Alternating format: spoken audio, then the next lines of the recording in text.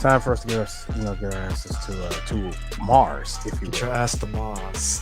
Yeah, I was gonna say 80s. Nah, nigga, this is 90s. This is 1990.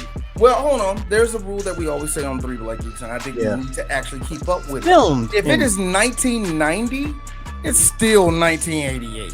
It's still technically 1988. Yeah. So filmed in 1989, because everybody still looks all the bit of the late 80s. A number. Come on, it's 1990. We didn't know what the fit was going to be, what the look of anything was going to be. We were still stuck in 89. I know one thing though, man. The Soviets, they're never going to give up. I know for a fact they're never going to give up, man. We're never going to be friends with them. That's for sure. Actually, and here's the funny thing about that, actually. You can see in sci-fi how you could tell that the wall was still up. You know what I mean? You can kind of see that in sci-fi writings. There's a lot of authoritative, storylines and stuff like that. Corporations, all that. It really juxtaposed socialism and capitalism to be these monoliths of evil. But then again, look what happened. The wall comes down, and now every sci-fi story is dystopian. Well, yeah, because you know why? Because actually, I won't even go that far. I think what happened was this, Eris. In the 90s, we feared something else. Like, think about it. We as Americans, we conquered the world. We took over everybody. But what about the aliens? We was afraid of that. And then in the 2000s, aliens don't exist. What if Dracula's a real? That lasted for only about a year and a half. That was more of a fad. But you know what wasn't a fad? And white people took very, very seriously in the mid-2000s, and it lasted for a while. The zombie apocalypse is coming, man. One day it's going to happen. Raccoon City. It's not going to be Raccoon City. It's going to be like Charlotte or some shit, man. And just boom, zombies everywhere. That's why I got a bunker. You can tell the fears of white people. No, the fear by looking at horror movies. No, you're missing the one super fear that white people had. Black people. Thank you. I was going to say it. Besides black people with library cards. That is the most. First off, that's the most militant ass answer ever. Wait. A nigga that can read. I like how black people in present day still had this idea. You know what a white man hates? A black man with a book in his hand. No. You know, they'll shoot you with the book in their hand. So what does it matter? Like that's what I'm thinking. Like, you know what the white man hates? You know what a white man hates? Education. Exactly. And that's why they locked us up for no reason. Brother. No. You didn't listen to what we're trying to say. No, you don't understand. You see, they'll shoot you, take the book away, and then sprinkle some crack on you. No, they'll put crack inside the book so they can open it and put say, it see, inside you the were book. selling the crack. They actually took the time to cut the pages open and cut a box in there to have crack. As you see after we shot the suspect 5 times. Put a bag on it that actually says written crack on it. It actually says crack in there. Up little errors backwards R on the crack. No, because the cops. No, the R is upside down. The K is backwards. No. We're gonna keep it simple because white people are so racist they think black people can't spell. It's CRAK, not CRACK. Because how racist white people are. No. As you see, as we shot the suspect 25 times, and we confirmed, yes, he did have some White Owl blunt wraps on him, and he was a dangerous Negro that had to be put down. We did what was right for the community, and I don't see why there's such outrage. But we need to calm down tempers. But not. Daquan was a drug dealer. Not to go too far to tell you where I was really going with this was one of their biggest fears was leading all the way up to the year of 1999, Y2K. Oh yes, if the machines turn on us.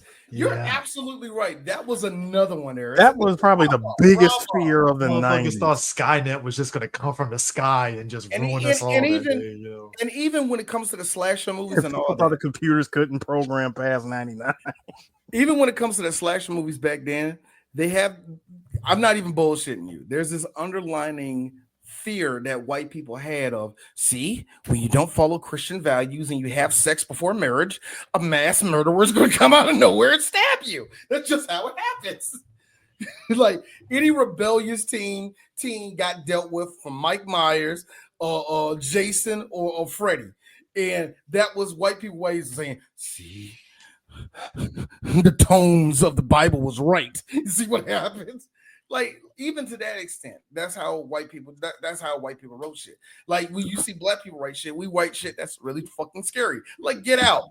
Like, no, seriously, Get Out. That's actually scary. Listen to the episode of Get Out, but like this nigga was reading the 10 Crack Commandments. As we shot the suspect 55 times, he was clearly playing that new Drake song, and as we all know, he's a pedophile. So we assume these things because they assume. Nah, but I have this terrible fear that besides us, us as black people getting shot by the cops on the regular, it's only a matter of time before some maniac cop just pulls out Old Painless and just let her rip. They did that before, Eris. They bombed blocks before. You know that. Come on. They rip out Old Painless on one black. Well, I mean, when have they not ripped out Old Painless for black people? I said one, Chris. I'm talking about just one. Eris is trying to see a black man shredded by a minigun. Okay, for anybody. I'm not saying that I want. Eris calls miniguns old paint. I'm pretty sure Pete Hesketh can arrange that when he hasn't erased everything else in history. And to be honest with you, I think Gaddafi beat white people to it. I'm pretty sure Gaddafi was like, "You looked at one of my guards. Time for you to die." What? Hey, break out the minigun. You like just RoboCop 1 all over again. Yeah, I'm like, I need the Ed 209. So speaking of this is 1990. Also, just real talk. I am pretty sure Saddam Hussein shoved a piece of dynamite up somebody's ass. I think he did that at least once. He did it at least once. It would have happened. Whoa! It's blood. Yeah, let's not do this ever again. This was horrific. Chris, make it worse. Chris, make it worse. It wasn't even real. It was a prop. Right. Nah, but like Total Recall to me was a movie that so you watch it normally back then, right?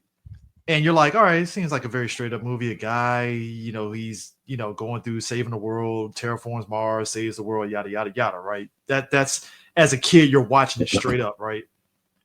I felt like the advent of the internet when I hit middle school and message boards and stuff. That's when I saw people putting up theories of what happened in the movie. At least to me. For me, I ain't speaking for y'all too, but for me, it was when I saw message boards and people had their Angel Fire websites talking about Total Recall and stuff. No bullshit, but like that's when I read up on like, oh, so there is another angle to this movie. Didn't know about that. The reason why is because when we were kids, we heard this a lot. And especially before the advent of the internet, we heard this term a lot. The book was better. And the reason I didn't know it was based off a book until point is how many movies are based off plenty of them. Plenty of them. In fact, the dude that wrote this movie, Philip K. Dick, he wrote Blade Runner, Minority Report, Scanner Darkly, this one, and there's like 4 more that were like short stories that ended up becoming a whole movie. Because a lot of them are basically his books are based off of like the social questions and social ideas that we always talk about. Like Minority Report, great movie. It's about like what happens when you have this idea in good faith of, hey, precog, you can predict a thing from happening. In theory, it sounds nice, but like there's a downside to it. Yeah. And everything that he writes is based off of good ideas, but there's downsides. I mean, hell, Black Mirror is a perfect example of kind of taking his ideas to a degree of doing that. I kind of wish that they did go with the original title, like the book title for this movie, instead of calling it Total Recall. Like the short story was actually called We Can Remember It For You Wholesale. Yeah. Nobody. That's one of his though. And D, I think you probably seen it. Man in High Castle. Love that. Man in High Castle. I don't know nothing about Man in High Castle. I can't say shit about. Oh no, the idea was basically what if the Axis had won. So like like basically China and the now Nazis check this basically out. went out. Okay, full disclosure, y'all. The reason why we're doing this movie is because of Philip K. Dick. One big reason. I was trying to figure out what other movie can I do this when we like what one of the movies I can do, yada yada yada, woo woo woo. And I tripped over a movie that was based off of one of his books, Paycheck, starring Ben Affleck. That movie was definitely a paycheck for that. You want to talk about a movie that came and went? 3BGPodcast might be doing That's it. John Woo's probably his one he doesn't worst. want to talk about. It's probably his worst movie that John Woo has ever did. But he got a hefty paycheck for that. So, but when I did that, I saw his name. I was like, oh, Philip K. Dick. Why is that name the nigga that made Minority Report? And I saw all the rest of this shit. I was like, yeah, let's do Total Recall. Like it was that time. That's kind of how that came about. But he also did Paycheck, the movie Next. Remember Next? Yeah, I remember. Is that the one with Nicolas Cage where he can predict stuff? Yes, the Nicolas. He's like a car dealer that kind of basically the Nicolas Cage flick where he literally plays out the rest of the movie from like he literally like of a cabin. The whole premise of it, I don't think we were never going to do Next, but like the whole idea of it is he's been making money inside casinos because he can predict shit and stuff. So he ends up getting bottled up with the FBI in order to hunt down a killer. And Jessica Biel is in the movie because reasons. When he decided to channel his inner Dragon Ball and go full Triform and started going everywhere, dodging bullets. Let me tell you, we are never doing Next. Next is one of the most. I'd rather do Snake Eyes than Next. You know what? Snake Eyes have more meat on the bone, actually. I wanted to mention something, by the way, about this movie. Did y'all know that this was such an ambitious project that it sat in development hell for 16 years? Yes, it is. Yes, it is. I can see it. A lot of the movies that are trying to be based off of Philip K. Dick's kind of going that same direction, and not just him. Many sci-fi writers have their stuff that's just going to limbo. There's quite a few. There's actually quite a few of them. D, you're talking about 40 different script drafts, 7 different directors, multiple actors that were supposed to I would believe it. And here's the best part. The movie actually did enter early stages of filming in 1987 under the De Laurentiis Entertainment Group right before they declared bankruptcy. Now, here's a funny thing about that story too. The person that was connected to that to be director was Cronenberg. That's right. Mm-hmm. Because it failed, he would go on to do another movie that was a fucking classic, The Fly. Now, because his name was still connected to the Total Recall script, he was called up again, and he actually took part in this movie. He created every mutant you see in this movie. So not only did you have Paul Verhoeven, who was directing this, who's good with futuristic shit and making gruesome violence and all the rest of that, you have him paired up with Mr. Cronenberg, who don't fuck around when it comes to making an eyeball be on your chin and your titty be on your head. So you dealing with somebody that knows how to make freaking shit. Thanks, so Rick and Morty. It was this. Also, Rick and Morty, not only to the Cronenberg monsters or Rick first goddamn episode. One of my favorite episodes that came out not too long ago was the Quado episode. Morty, open your mind. He said that the entire episode. So the whole Quado. So the basic idea of these type of films or books and stuff is this idea of like the twist and the mind fuck. And in Total Recall's case, it's the case of what's real and what isn't. Because on one hand, you're presented with Douglas Quaid, played by Arnold Schwarzenegger, who is just a guy who's a construction worker. And, he has his hot ass wife and, what's her face? Sharon Stone.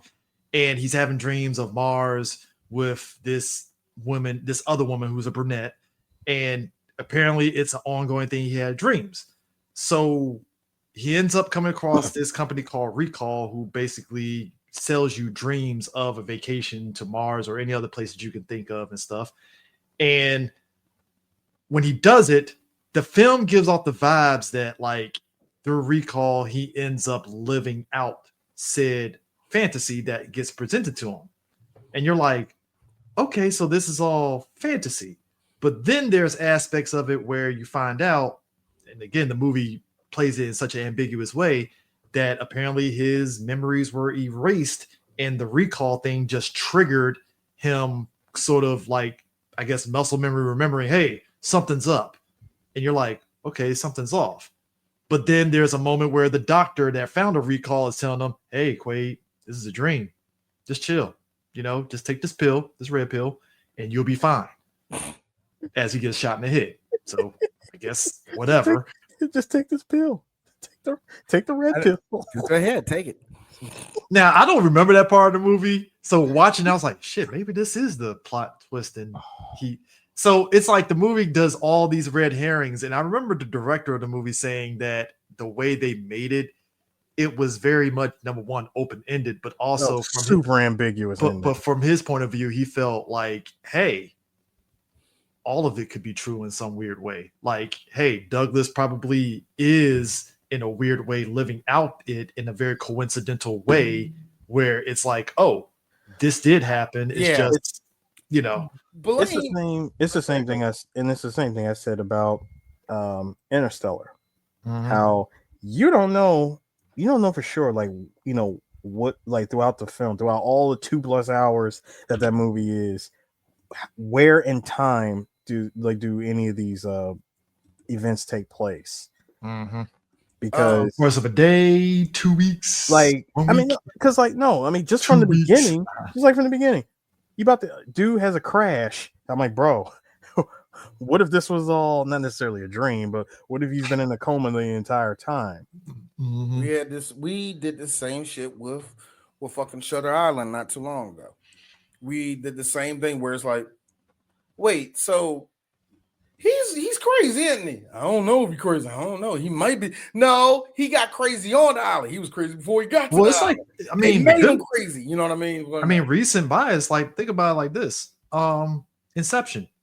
Remember the ending where the top is just spinning and it cuts to black, right? There was all that ambiguous. Is it real? Is it not? And granted, again, it's open. Nolan did it, and again, just like this movie, very open-ended to where you can interpret it any other way. And you remember people was like, "I want a sequel," and I'm like, "I don't want no sequel to this shit." Nah, it is. Nah, one of the better examples of it. BetterHelp.com. Yeah, one of the better examples of it actually will be something that's on the same tree, which is Minority Report. Mm-hmm. Minority Report. We go through this whole thing where John Anderton is trying to figure out, who set him up? Who set him up? Who did this? Who did that? And blah, blah, blah, yada, yada, yada. It ends with him, his wife, and the precogs in a cabin, and everything is okay. Hey, wait a minute. Why is everything so clean? Peachy? Yeah, the precogs are off to the sunset. And even the way it cuts off and goes to credits, it's like, he's in a coma, ain't he? And if you go to Minority, it's the most perfect ending. Like all the what was it like? Didn't like all the yo, wait a minute.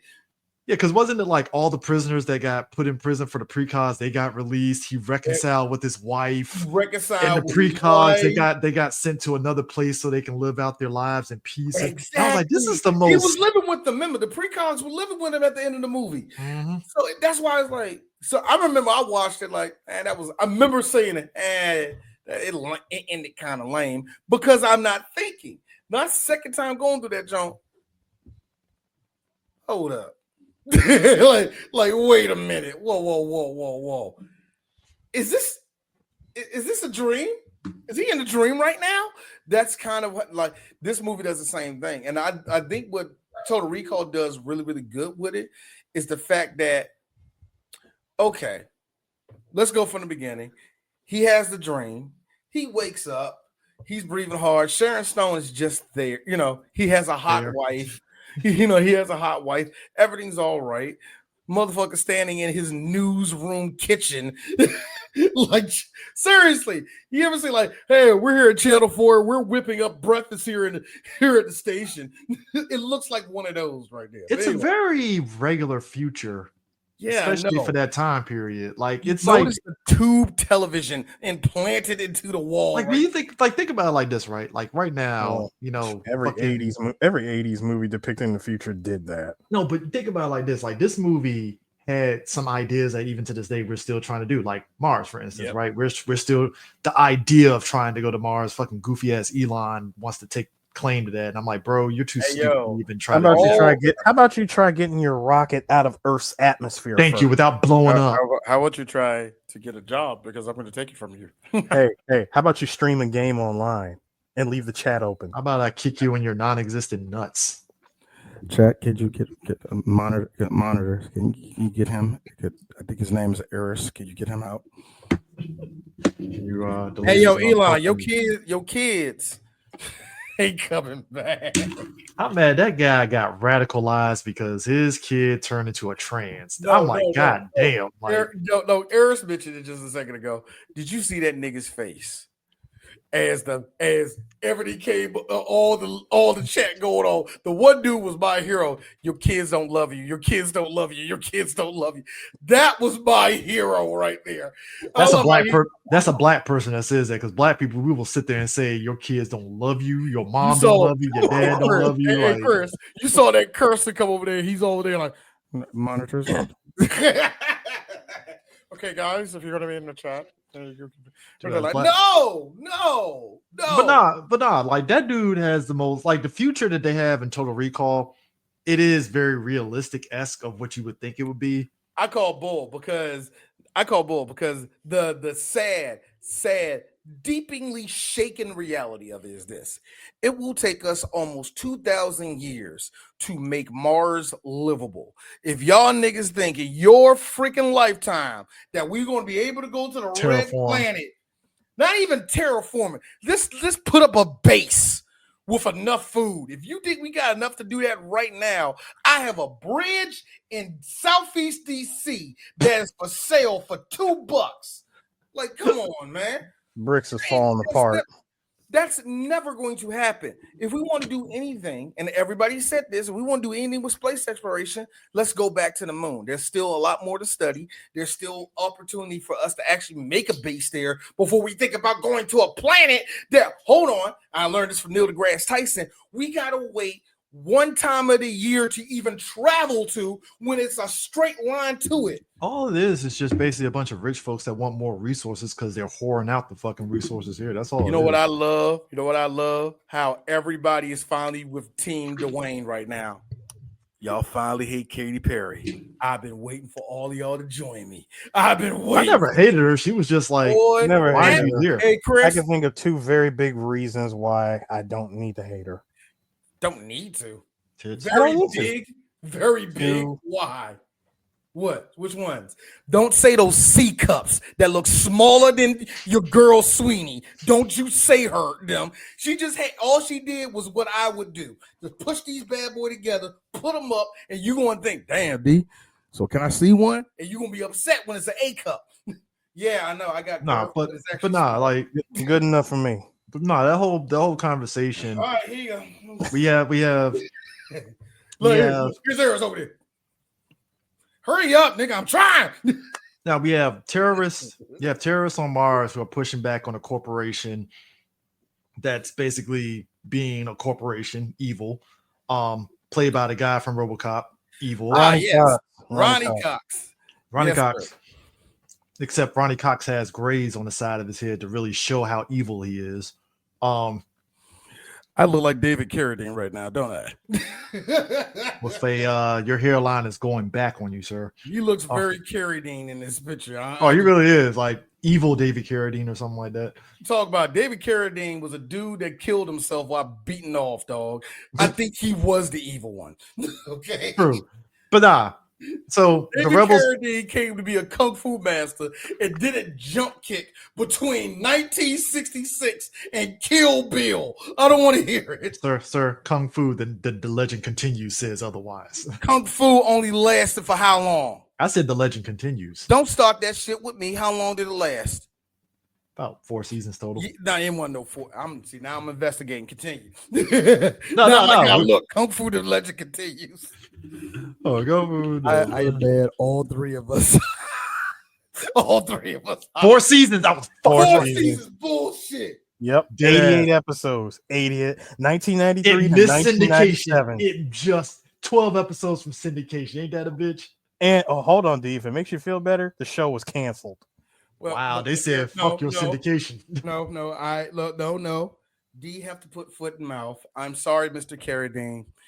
I am so sorry that noose was too tight around your neck when you. God damn. Hey, I got a question, y'all. I got a question. Did he finish? Anyway, Maybe. Which is worse if you're the EMT? Him like that or him finished like that? Which is worse? Speaking of worse, so Quado is the leader of the rebels, and it's a mystery throughout the movie of who Quado is. Like, you know, is it a person, hear is a the mutant, name. or who is it? The name you think mutant off the break anyway, though. Yeah, Quado. It just sounds very mutant-like, which But, surprise, it is a mutant. We're skipping a part though, Eric, Chris. Now, like I said, we're going back for the beginning. Now, like you said, the one thing I noticed off the break was this. Like, I want to go to, we should go to Mars. we'll go to Mars, you to go there. And I'm with Sharon Stone. Nigga, no. Let's just go on a cruise. Let's go to Saturn. Saturn, pretty as shit. I don't want to go to Saturn. I want to see the mountains. That is funny. This is like the 4th property that I've watched, sci-fi property, where Saturn is viable as like a place that you could settle at. I mean, Like watch Cowboy out. Bebop did it. I mean, watch Cowboy out for the Bebop did rings. it. This did it. Watch out for the rings. That's all I can say. Yeah. It was like Cowboy Bebop. This. Which But was it Aliens? Did Aliens have something on Saturn or some shit? No. See, here's the thing about Saturn. They had a Saturn-like planet. You saw like a planet. Yeah. That's probably what I'm thinking. I would also like to consider that this movie takes place in the year 2084. Man, we'd be old as shit. if that happened, man. 2084. 2084. Okay, we'll be 101. Or I'll be 101. I don't know about y'all two niggas. Y'all be dead. But Negro, Sir, I'm retaining this youth all the way till exactly. You know what? I'm retaining it. And when the time comes for me to upgrade, I am going for that Ghost in the Shell. I will. I will put my consciousness inside of a body. Oh no, man. Chris finally gets his consciousness late before both of us. Chris show up looking like himself. Like, God, where's D and Chris at? I'm like, where's D and Eris at? These two fine bitches come up to them like, hey, how you doing? Yo, what's up, Chris? I made yourself bitches. Look, here's Eris. It was the only ones we look. It was the only bottles we could get. Where Eris does this, his breasts are jiggling. It's the only bottle we can get. It's like this. It's like, here's Chris. Is he always going to do that? He does it all the time. I can't stop him. Can't stop him. It just happens. Eris has made a decision Eris has made a decision to be a cock tease the entire time. But listen, I set my physics to anime. It's an executive decision. That being said, I Anime. am not going to lie. Speaking of Black Mirror, you know the episode with Anthony Mackie in there? Y'all don't want to play D. Oh, y'all don't want to play D. I'm picking jury, and y'all going to be tired of I gotta be real with you, Anthony I'm Mackie. picking jury every time. And here's Chris. Hey man, put your feet up, D. Go ahead, nigga. Anthony Mackie, probably his character said the realest thing of that movie. When he looked at dude and said, "Dude, just go ahead and kiss me, man. Just go ahead and do it. Go ahead and kiss me, man." He was already like, you know what? I have accepted this. It is what the fuck it is. Here's the thing. Here's the thing. Check clear. This is what.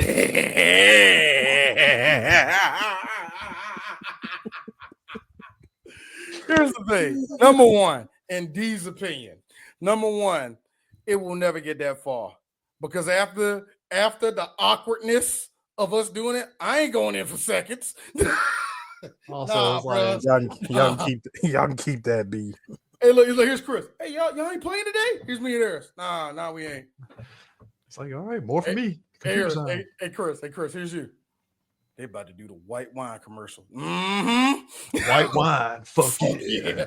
I love that whole white wine joke. When your buddy is a gay man, I'm still you laughing. They realize got that you as a married man gave up your freedoms way too early. I swear to God, I'm That's when laughing. you bring out a white wine. They got Sam Elliott to voice that shit. I fucking hollered. When you go with your buddy to a gay club and you realize that gay for pay goes both ways, you want to like, so you go ahead and have an adventure.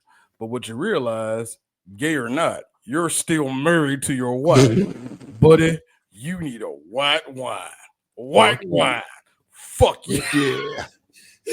That whole shit. But anyway, the point is this. All right, so he finally goes to recall. I love this one scene because you see the black girl. She has a little fingernail. Hold on. Time out. We gotta mention our patron saint, the short, not Bob Hoskins guy that's always been in movies in the 80s and 90s. He was the killer in North. Hey!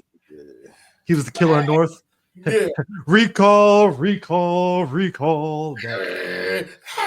I got a question.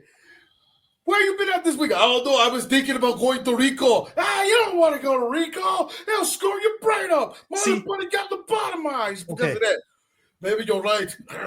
See, this is where my theory of it being real kicked in, because I feel that the whole thing of him losing his memory, my man Ronnie Cox had people kind of, obviously he had Sharon Stone as his surrogate wife, right?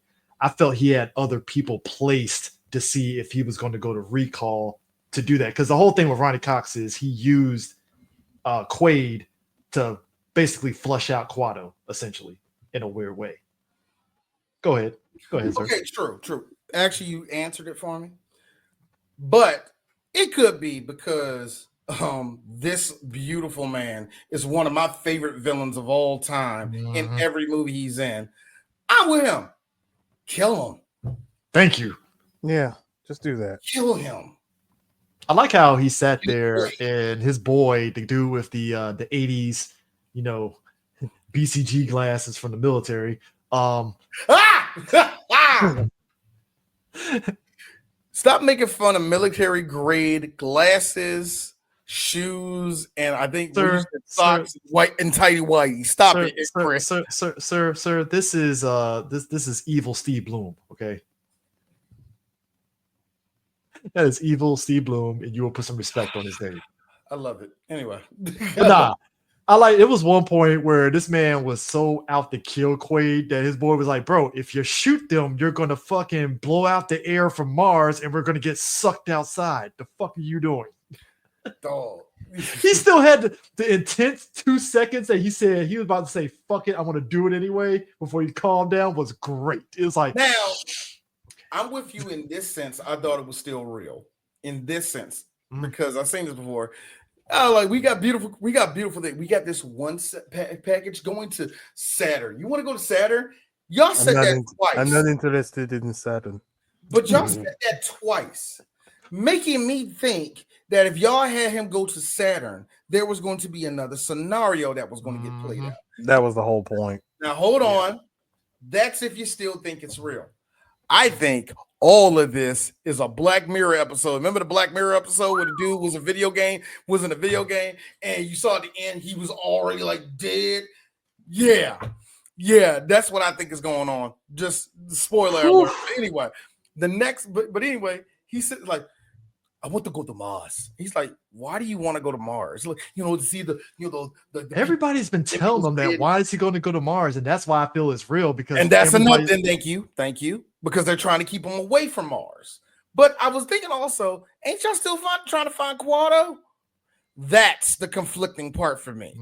So how can you not want him to go to Mars, but at the same time get him to get to Mars? Because if that was the case, it wouldn't matter if you said, "So, all right, Mr. Quaid, we're going to put you in here. You're going to go back to Washington D.C. on January 6th, 2000."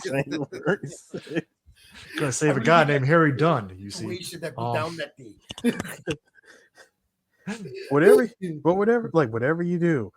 You make sure that when you get there, look for a woman named Ashley. She'll tell you everything. She'll tell you everything that you need to know about your mission. Arnold shows up. Look, Arnold actually flashes there, but he's actually in South. Wait a minute, where's the capital? Man, what the fuck is you thinking, man? What the fuck is it? Man, this motherfucker big as motherfucker. I'm looking for Ashley. I'm trying to find her. I gotta say, this is Betty Forbes. I need to find my way out. I gotta say, gentlemen, there's something gnarly about Paul Vernon Holden's violence in his film that just feels very just cinema. Just the bullet holes that get laid into people. It's just like the Jesus. reason why is because I think where Paul Verhoeven actually exceeds is this. This is violence. All of this is violence. You know what we need? You know what we need in this violence?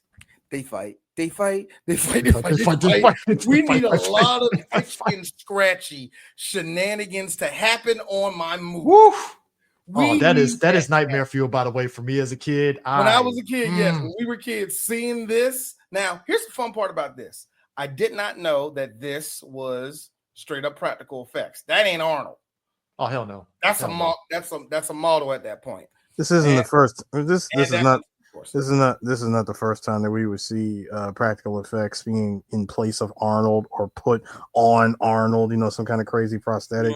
Shout outs to you, Terminator. The Terminator with the eye removal bit where they gave, which Arnold is still dope as shit to this day. It's dope.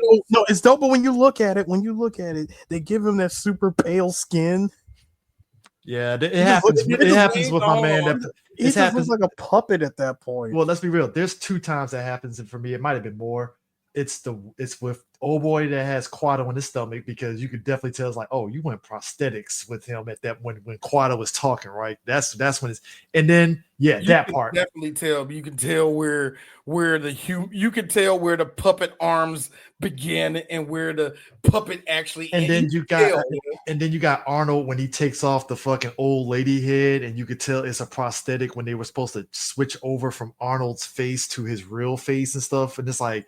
That's kind of. Go back to the Quado picture real quick. Let's see. Go ahead. This was 1990. Mm-hmm.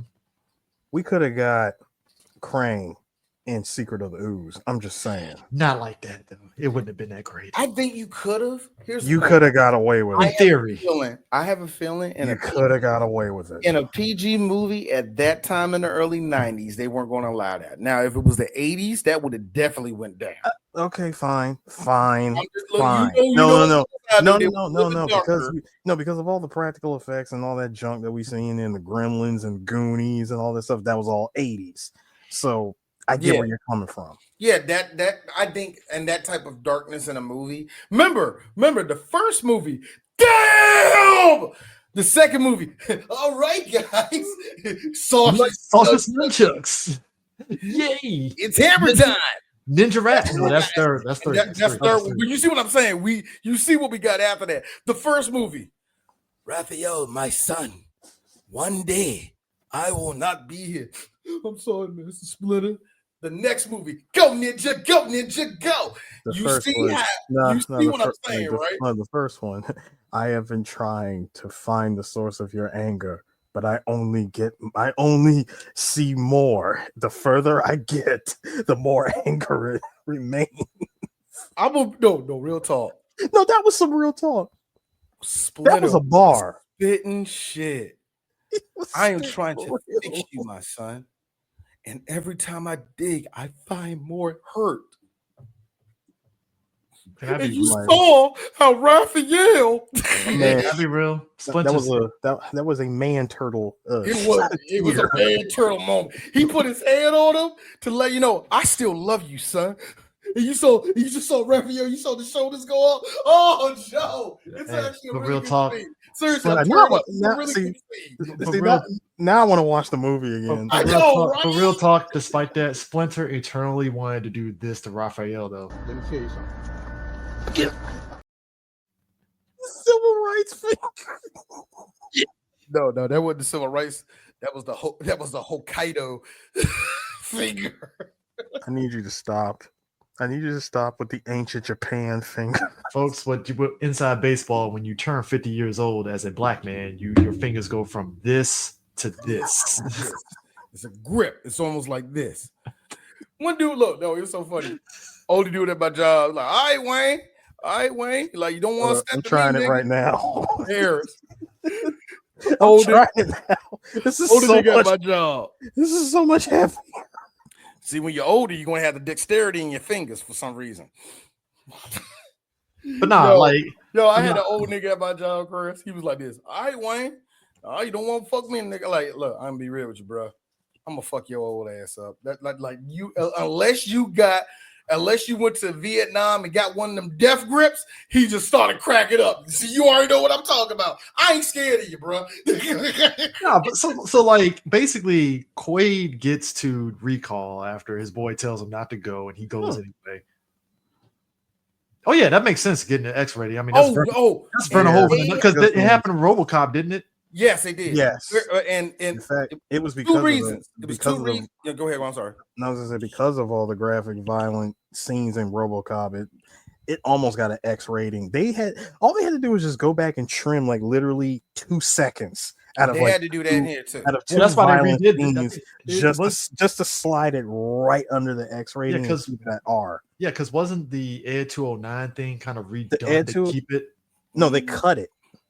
I thought they kind of toned down the shooting, like they cut, like he got shot a couple times and then they just cut it. And no, they literally just cut it. They just cut out the scene because they already filmed it.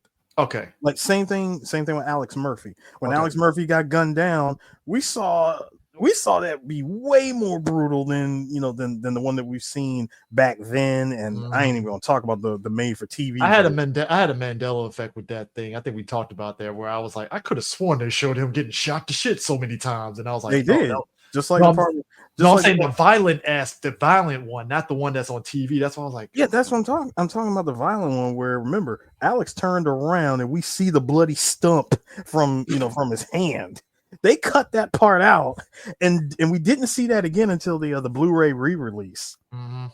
Yeah, I can see that with Total Recall because there's so many moments. Total Recall, they cut out there, Chris, was the airport scene. They cut that down, and they cut down the final scene where everything was going haywire and all the rest of that shit. They had to cut the death of the black dude. They cut out a part that was going to kick it over Ray Next. They was probably going to show that shit going into his side or something like that. I don't know what it was. Okay. But they cut a bunch of stuff out too.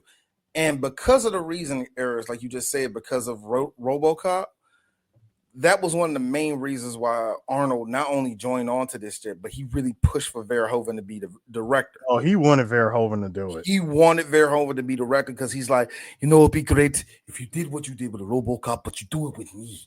You know what I'm saying? It'll make you a better person. like all right, Arnold, you got it. And we'll go work out every day. And here's the thing about Arnold. Arnold is deceptively smart. Like, I think a lot of people don't really realize. We see the muscles. I never felt he was dumb, though. That's the thing. Think about it, Chris. We see the muscles. We hear the. We get all that. You know what I mean? We see that and we think, oh, this nigga's a goofball. He ain't gonna do nothing. I really want you to sit down and talk about the Indians down in California right now. But my thing like, was, yo, what the fuck? But you're right. But like, I think even as a kid, I caught on to that because it was like, I never felt Arnold. Harris is over there. Put the kicking down. Go now. Because my thing was, I think that we know what it is. We don't know shit. It was the camera shake. Dude. I'm sorry. But I know. But like, I think the only reason why people felt that way was because they saw Arnold as a persona and not a person. Exactly. Yeah. You know who you want to know who the main culprits of that bullcrap? Comedians? No. Not comedians. Who? Film crickets. Crickets. Hollywood directors. And it's hi everybody, 3 Black Geeks. We're actually film critics here in Washington D.C. We have been we've been doing reviews for the last 12 years, and we hope to always do this for pretty much the remainder of our lives because we actually like films and we actually like to critique and say what needs to be better and what enriches us ourselves. Arnold's a dumb prick. It's like nah. But that's what it's. But think about it, Chris. Mm-hmm. Narrative, because a lot of that's how the narrative shifted on critics, where it's like you're a critic, nobody cares what you think, and that went to shit. That really went to shit, like in the late 90s, when we had all these blockbusters which were legit bone stupid, make money, and all of a sudden, hey, you don't know what you're talking about. You said 2 thumbs down. I happen to like all of Bad Boys. Fuck you, Roger Ebert. And a lot of everybody's name kind of went down because of that shit. And of course, there are some actors who took a lot of what the critics said to heart for some strange reason, but probably because they couldn't act. But as you do. Hey, Aaron, thank you for making that look, because I'm pretty sure one or two of them like, how dare you call me a bad actor? And Jay Sherman the living shit out of their ass. Well, you are a bad actor. No, I'm not, because blah blah blah blah blah blah blah.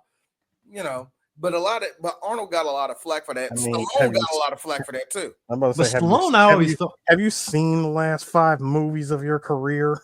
But even past that though, like for me, like Stallone, I always felt was smart, because like when I heard even as a kid that he wrote Rocky, I was like, well, he can't be dumb, because to write a whole script like that, and like, you know, it was like, because again, Stallone, much like Arnold Schwarzenegger, it's like we said as much when we talked about Copland, like that was the one that critics were up Stallone's ass, like, oh my god, he's so great.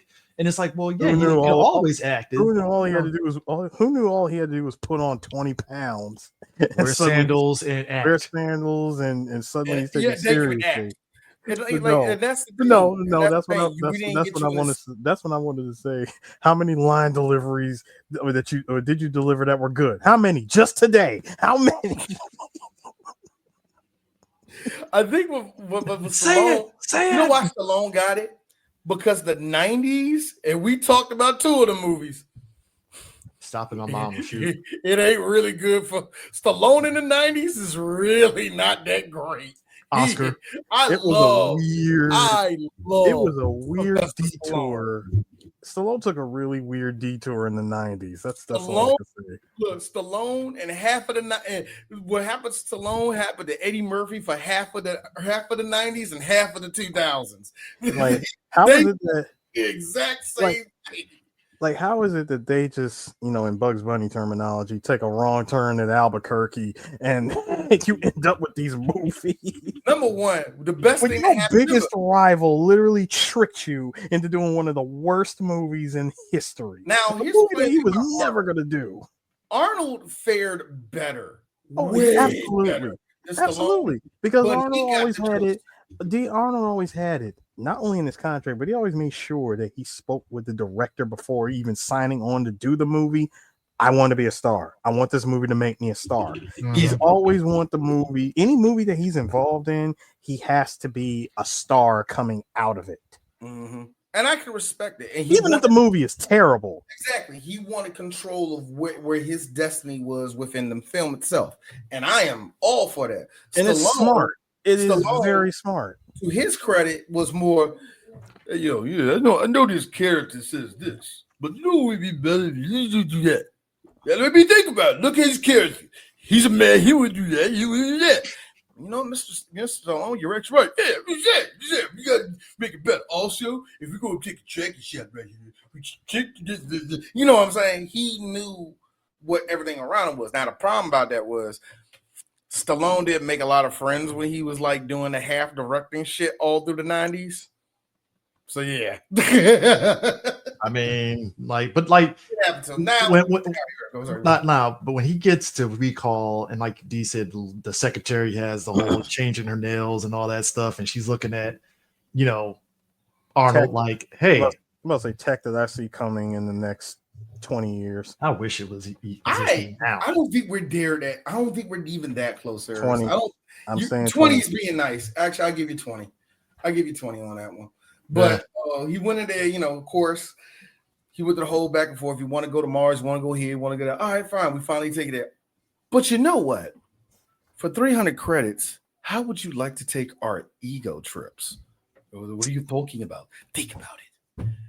We can make you a sports star, a rock star, athlete. We can make you a spy. My man pointed at secret agent. My nigga knew exactly what he wanted. He knew what the assignment was. I want to be a secret agent. That's my that's my nigga. Sit down. Now, little bit of symbolism. When he gets sit down there, he's about to go under and all the rest of that. The doctor that he's talking to, her name is Dr. Lull. Do you know what lull means? It means to go to sleep. Means to go to sleep. When Arnold wakes up and he's all, what are you doing to me? Doing all that rest of that crap. you notice that he doesn't call her Dr. Law. He says, Renata, what do you want? Renata, if you go to that name, the meaning of Renata is rebirth or to be born. Mm. Symbolism. Anyway, Quite a bit of it. So two things, Chris. Even off of that, it does go, oh shit, this is real. Or, oh, I think you stuck in there, nigga. Well, they mentioned about one guy that they mentioned about the one guy that got lobotomized from it, and even his boy sat there and told him not to go to recall. Mentioned that as the reason and stuff. So like I said, it goes into that other theory of just like the doctor in the hotel was telling him, like, well, you're in a dream. You know, you kill me, you're going to be stuck here. Wait, no, even better, sir. Even when Arnold brought it up to the sales guy about the dude getting lobotomized, he says, "Is that the same sales pitch that you gave to the man you lobotomized?" And hold on, the reaction that he gave him, he gave him that smile, pointed at him, and I swear to you, he should have just told him. Nobody talks about, like, listen, the guy that we lobotomized is ancient history. Nobody remembers him. Nobody cares. The bottom line is the bottom line. Stop. Nobody's going to know the reference that you're making right now. Oh, yes, they will. First off, I was going to say House Party 3. Goddamn. Child's Play 3. Second of all, the second you went into... He's ancient history. Like, shut up, Eris. No. CD. This is Eris when he made that joke.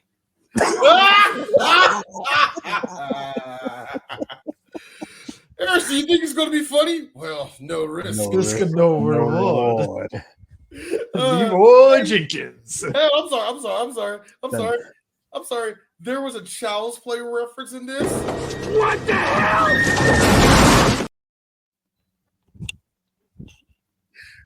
So we're Speaking of what the hell, Lux is falling. I gotta be honest with you. Screaming Arnold noises while a muscular dude is like kirking out on folks is funny as shit. Because that now I have to be I feel real. society thinks roid rage is like that essentially. Now my name isn't Quaid. The person that they had Quaid be in the story, if you read the original story, was a fumpy dude. I hate to be this person. He's probably gonna look kind of like me. But let's just be real. Well, let's be real. Let's just be fine. I'm handsomer. I actually got muscle tone and shit. So I don't think it was that. We're looking at somebody like Elon Musk territory. No. It's kind of like when they did that. It's kind of like when they did that Jack Reacher movie and they got Tom Cruise. And I'm like, first off, you don't match none of the description of Jack Reacher from the book, Cruise, at all. There was something else I also wanted to point out. It was when he's hearing all of these package ideas and package deals for the Eagle trip, as well as, like the whole recall package. When I think it was when the lady had mentioned, we have this thing, with aliens, like that seems to be all the rage. I was waiting for Arnold to say, "Oh no, I heard about the one. Like there was this one guy, he had an encounter with an alien, and he had to cover himself with mud." And that's how he was able to get away from him as well as fight him. Cut! God damn it, Arnold! That was not in the Paul. Think about it. If we connect the universes together, stop. No one wants to see a whole universe of movies together. Never, ever, ever in the history of cinema, from here into the future, no one wants to see movies connected to other movies. No one. Hold on. Or hold on, Eric. Wait. Hold on, Arnold, right there. I guess you're right. Now, there was that one. Or Arnold, thank you, Chris. I just see Arnold disheveled going back. There was that one, or he could have also said, well, wait a minute, who's behind that particular project? It wasn't Hyperdyne Systems, is it? Boo! This movie was 2.5 seconds away from saying Whalen Yutani. It was. Boy. All right, there is that. I don't know what. No, I don't know. No, I don't know what would have given it away. The fact that 80% of the cast sounded like they were 80 yard. Now, Eris, I do have something that is going to make you happy. Now, I meant to get it, and I learned this from another YouTuber. The keypad that they had in the I think it was in the Dream Place or whatever. Got what it was. I think it was the airport. But the keypad that they had in that junk, actually, it was the airport. The keypad that they had in the airport looked exactly like the keypad that was in Die Hard 2. And I'm with the dude that said it. This is the same universe. It's the same universe. Die Hard 2 and Total Recall. Die Harder. Same universe. Me And hold on, the dude that actually was there at Recall, his last name McLean. McLean, yeah. Hilarious. All right. Total Recall. No, Total Recall making a connection to Die Hard is that's just great. That's funny to me. I think that's just one of those little nods. Like seeing how I said no, don't mention the Predator, don't mention this, don't mention that. And then you do that little slick shit. Yeah, I did. And like I said, that's what I'm saying. That little slick shit makes it day. All I did was I referenced an Arnold movie in like the most innocent way. I just like the fact that they sedate his ass, throw him in a taxi, and this is our taxi of the future. How you doing? Sounds about right. Is that the Scarecrow? Is that the dude that played the Scarecrow in the original? I don't know. It's just. I just kind of feel this is the most whitest future ever because all the taxi drivers are just white. Oh, he's going to call you. And look, by the way, all three of us get into a taxi cab. Huh? Colors today. Thank you, Tevin. Yes, the VCU, RoboCop, Total Recall, and Starship Troopers. The VCU. That sounds like a venereal disease. So basically, after OCP, Virginia Commonwealth University. That's what that is. So after OCP runs roughshod over Earth, it just transforms into Starship Troopers with that. OCP just got bought out, sir. By what? Yeah, Walmart. I was going to say that Walmart. Because remember, Wayland Yutani got bought out by Walmart. I'm sorry, that still throws me off every time. The fact that Walmart was able to survive for over 3,000 years. Not me at all. It's like, all right, of course it did. Of course it did. Like you outlasted Costco and Target. Good on you, sir. That's a win, sir. That's what golf we call claps a win. to you. That's what we call a win. You know what, Chris? Economics. It's economics, sir. I swear, every time I think the bars, that's Chris. You do this. Thank you, sir. Thank you. I'm just saying, like, there's something to be said about just everything about this movie that's just like, other than the one black guy. Man, this is a very white future, isn't it? Again, niggas in the future. Again, ADR black guy. ADR. But that also being said, I'm not mad at it. It's like, yeah, all right, cool. Now think about it, guys. Mutants, a corporation making sure people can't move, barely any black people. This is exactly the Mars that Elon Musk wants. A cooning black guy that betrays everybody? Say it ain't so. I mean, you see the betrayal. I got 5 kids and it turns to 4 kids. Oh, shit. I was just lying to you, buddy. Man, I'm just a happy black man that's glad he's in this movie. I'm high on this coke right now. I mean, he look like he high on coke right now. Listen, I really didn't want to trust the fact that Universe 7 Glenn Plummer is a taxi cab driver. It was so funny. Do you know the saying? Glenn Plummer? Do you know great value? Here's me. I was like, hey man, they ain't Glenn Plummer. Hug drink version, nigga. Hey Chris, hug drink version. Dog, don't do this. That is clearly the Colt 45. That nigga looked like his hair smells like cocaine. Yeah. Yeah. That's a nigga like that dude did this shit for snag minimum wage. Now, okay. First yeah, all, baby, I got the whole car smelling like Dracar Noir, baby. Given the actor, black eyes, baby. Given the actor being played by I got 4 crowns Mel back to the Cadillac. The actor Mel Johnson Jr. That's who this is. Yeah. Has he been in other stuff? Because he feels Dude like he's been is on TV actually- a lot. He was in a bunch of stuff, bro. He was on was it on the 20th Century, which was the Broadway music, 20th Century Broadway musical. Oh, he's a stage actor. Oh, yes, he is. Oh, Yes, he is. shit. From Long Island. That tells you he's an actual actor. If you're on stage, like that's some serious shit. No bullshit. Like that's Now, as far as movies go, not that many movies. okay. But sorry, Broadway. He was in nice handful of movies. Same thing with same thing with Broadway. He's had just as many Broadway shows as he's had movies. So he's his last Broadway, movie was basically. the last movie he did was in 2004 in The Shadow of the Cobra. My man said negatory.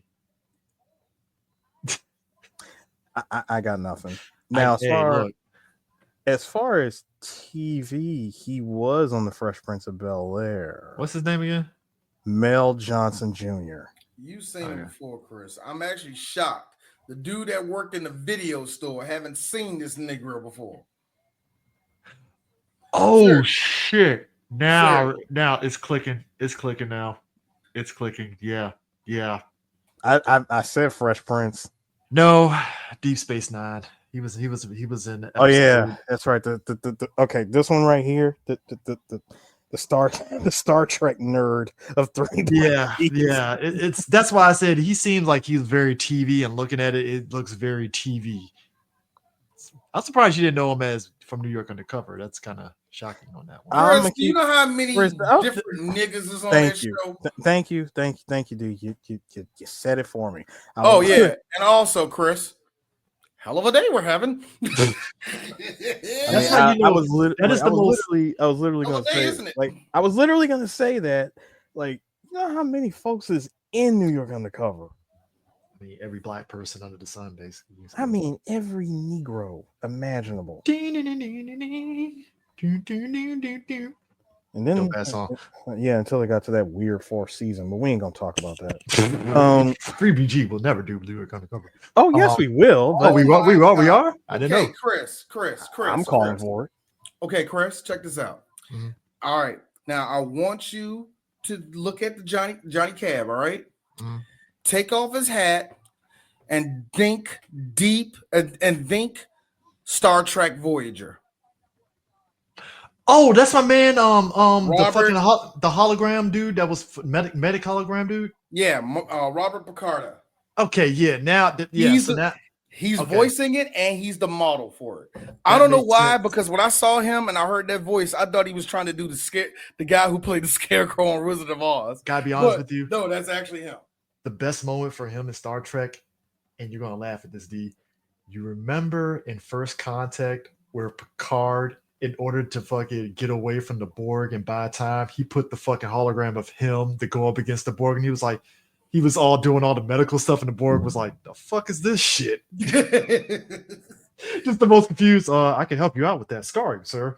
And it's like, yeah, you're about to get killed, even though you're not really alive. But nah, like he gets into the cab, comes across his friend from there, and that's where the fucking events start going into full tilt, because he kills it's fight or flight at this point, because his boy was like, yeah, we're gonna go for a drink, all right. And think about it. That's the famous. What are you doing to me? Stop it! What did I do? The fuck did I? Hold up, Arnold saying "fuck" is great as hell, because it's the emphasis on the fuck. Thank you. The fuck did I do? I'm like, God damn! Like, and one of the best parts about him being one of the best things I thought to myself, hey D, what happened? What would happen if that was one of your friends that would do that? Would you be the dude with the gun? I just imagine Chris is like, hey Chris, how you doing? Come on, Chris, man. I heard you with the boss. Come on, man. I'll take you to get a drink. All of a sudden, Aaron's just like holding you from the back. All right, D, we're getting out of here. What the fuck? What's going on? No. You forget. We're 3 black geeks. I leap out of the sky like Randy Orton. Yeah, you forget we're 3 black geeks. Hey, Chris, we can do this hard way or the easy way. The easy way. I like how you knocked the camera out. No, I straight up did it. Put my finger. The easy way. Oh, we would have definitely did that. But here's the problem with me if Blackjacks, I would probably hit you way too hard. Yeah. Oh, Chris bleeding. Chris bleeding out. Oh shit. Hey, yo, Michael, we didn't take it to all right, so check this out. I said, look, that is either strawberry jam or He you ain't bleeding. Ronnie Cox is like, you know what? We That's can hook the him up to case. some machines. It'd be fine. What did you do to what's his name? What was his real name? Hauser? Hauser? What did you do to Hauser? Man, Best nigga friend. failed. With D, that is either KC1 masterpiece or this dude is leaking. Oh shit. All right, so check this Don't out. move him. I hit him. Don't move him. No. This is what you do. All right, so listen. I did what you told me to do. You gotta say that part. I did what you told me to do. Actually, but I think I did it. But I think I did it a little too well. Best line ever. Devil in the blue dress. Don Cheadle was like, when Denzel came back, you killed him. Well, I mean, dude, he was moving around. I mean, you didn't say I couldn't kill him, so I killed him. It's the best moment ever. It's like in a serious ass movie, it was a dark ass joke. I mean, could have been worse, Chris. Could have gave him the Mo Better Blues treatment. Man, you getting beat with the trumpet. Well, that means you can't. Mo Better Blues had the most messed up ending. My man got punched in the mouth so bad he couldn't even play the trumpet for a while. You want to know a messed up ending? Watch Bird. Watch Forrest Whitaker melt the whole screen with acting. And at the end of the movie where he's like, yeah, I can do, I still got, it's like, D, first off, you didn't do the Forrest Whitaker half eye open, half eye closed. First off, we ain't going through that kind of struggle right now. His eyes are. Habibi firebombing, got a missile to. If them robbers come through, then as black people, we can make fun of Forrest Whitaker in so many memes because of that, and I'm pretty sure he knows about the jokes in some weird way. Yeah, he has to. And every time he sees it.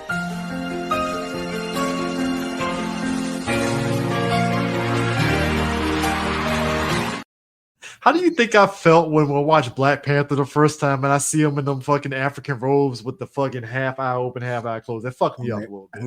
No. You know what I said? Well, the second I saw him, like, he not going to try on this accent. And he did it. The street of the Black Panther. The street of the Black Panther. Stop. I can hear the Brooklyn in your voice, Forrest. Stop it. Hey, that's why Killmonger killed him was funny, because Killmonger was like, bet. Man, talk your own voice, nigga. I'm sorry. If Michael B. Jordan was this much cooler, he would have started dropping the M-bomb in that joint. What y'all niggas doing in here, man? Michael B. Jordan already had the exaggerated swagger of a black youth, so you know. I'm about to say he already had the exaggerated swagger of a black man that actually dated more than 2 black women. So you know, we just ignore that Michael B. Jordan banged white girls for a while, right? We just y'all black girls just ignore that part of his life, right? Unlike his BFF Majors, he knew when to get the fuck away from white women. No, he did. I believe Michael B. Jordan has a secret white girl. He just do this to the wall and it falls out for him when he needs it, like a Murphy band. Nah. He definitely stays away from white women. You know, I don't know. He's trying to beat those allegations. Nah. It's like this. What we do in the dark, Chris, is not seen by. That's why Lori Harvey dumped his goofy ass. He's like, you like anime, nigga? Nigga. No, Lori Harvey is a black hole, and no one wants to admit that she's a black hole because God forbid you say anything wrong about a black woman in this day and age. But for whatever reason, oh, she's not a hoe. She's motivated to find the right man. No. Every man she get with finds out, oh, you basic.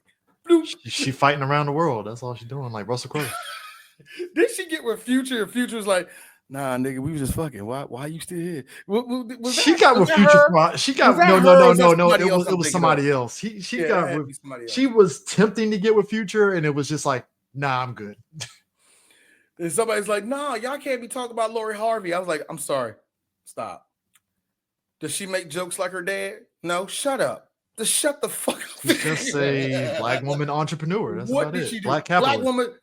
Black woman entrepreneur. You got to respect that. I know hundreds of them, nigga. Don't start that. You know 4 of them, and you call them bitches. And they're all on Pop the Red Balloon. I have a business, and I have 3 other jobs at the same time because gotta keep busy. Eris, you see what you did to Chris? You broke me. You broke see me. what you did to Chris? Again! Only thing I need is the eye patch, and I'll be broken snake. Incel. No, you're punished CJ. That's Punish Punish CJ.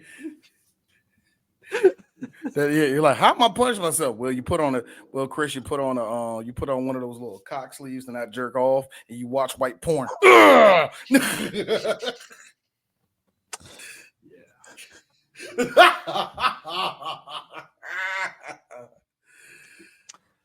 Yeah.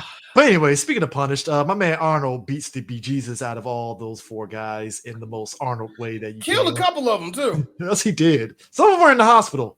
May not live to see the light of day. I think it's worse to get shot in the kneecaps by Arnold and you're just left there to bleed out or possibly go to the hospital in agony. No, that nigga's dead. Him, that fat dude, and Dean Norris are dead. Yeah, Dean Norris is in here. Dean Norris with hair is in here. Hank with hair is in this movie. Dean Norris of hair. Dean Norris of hair is DLC. All right, come on.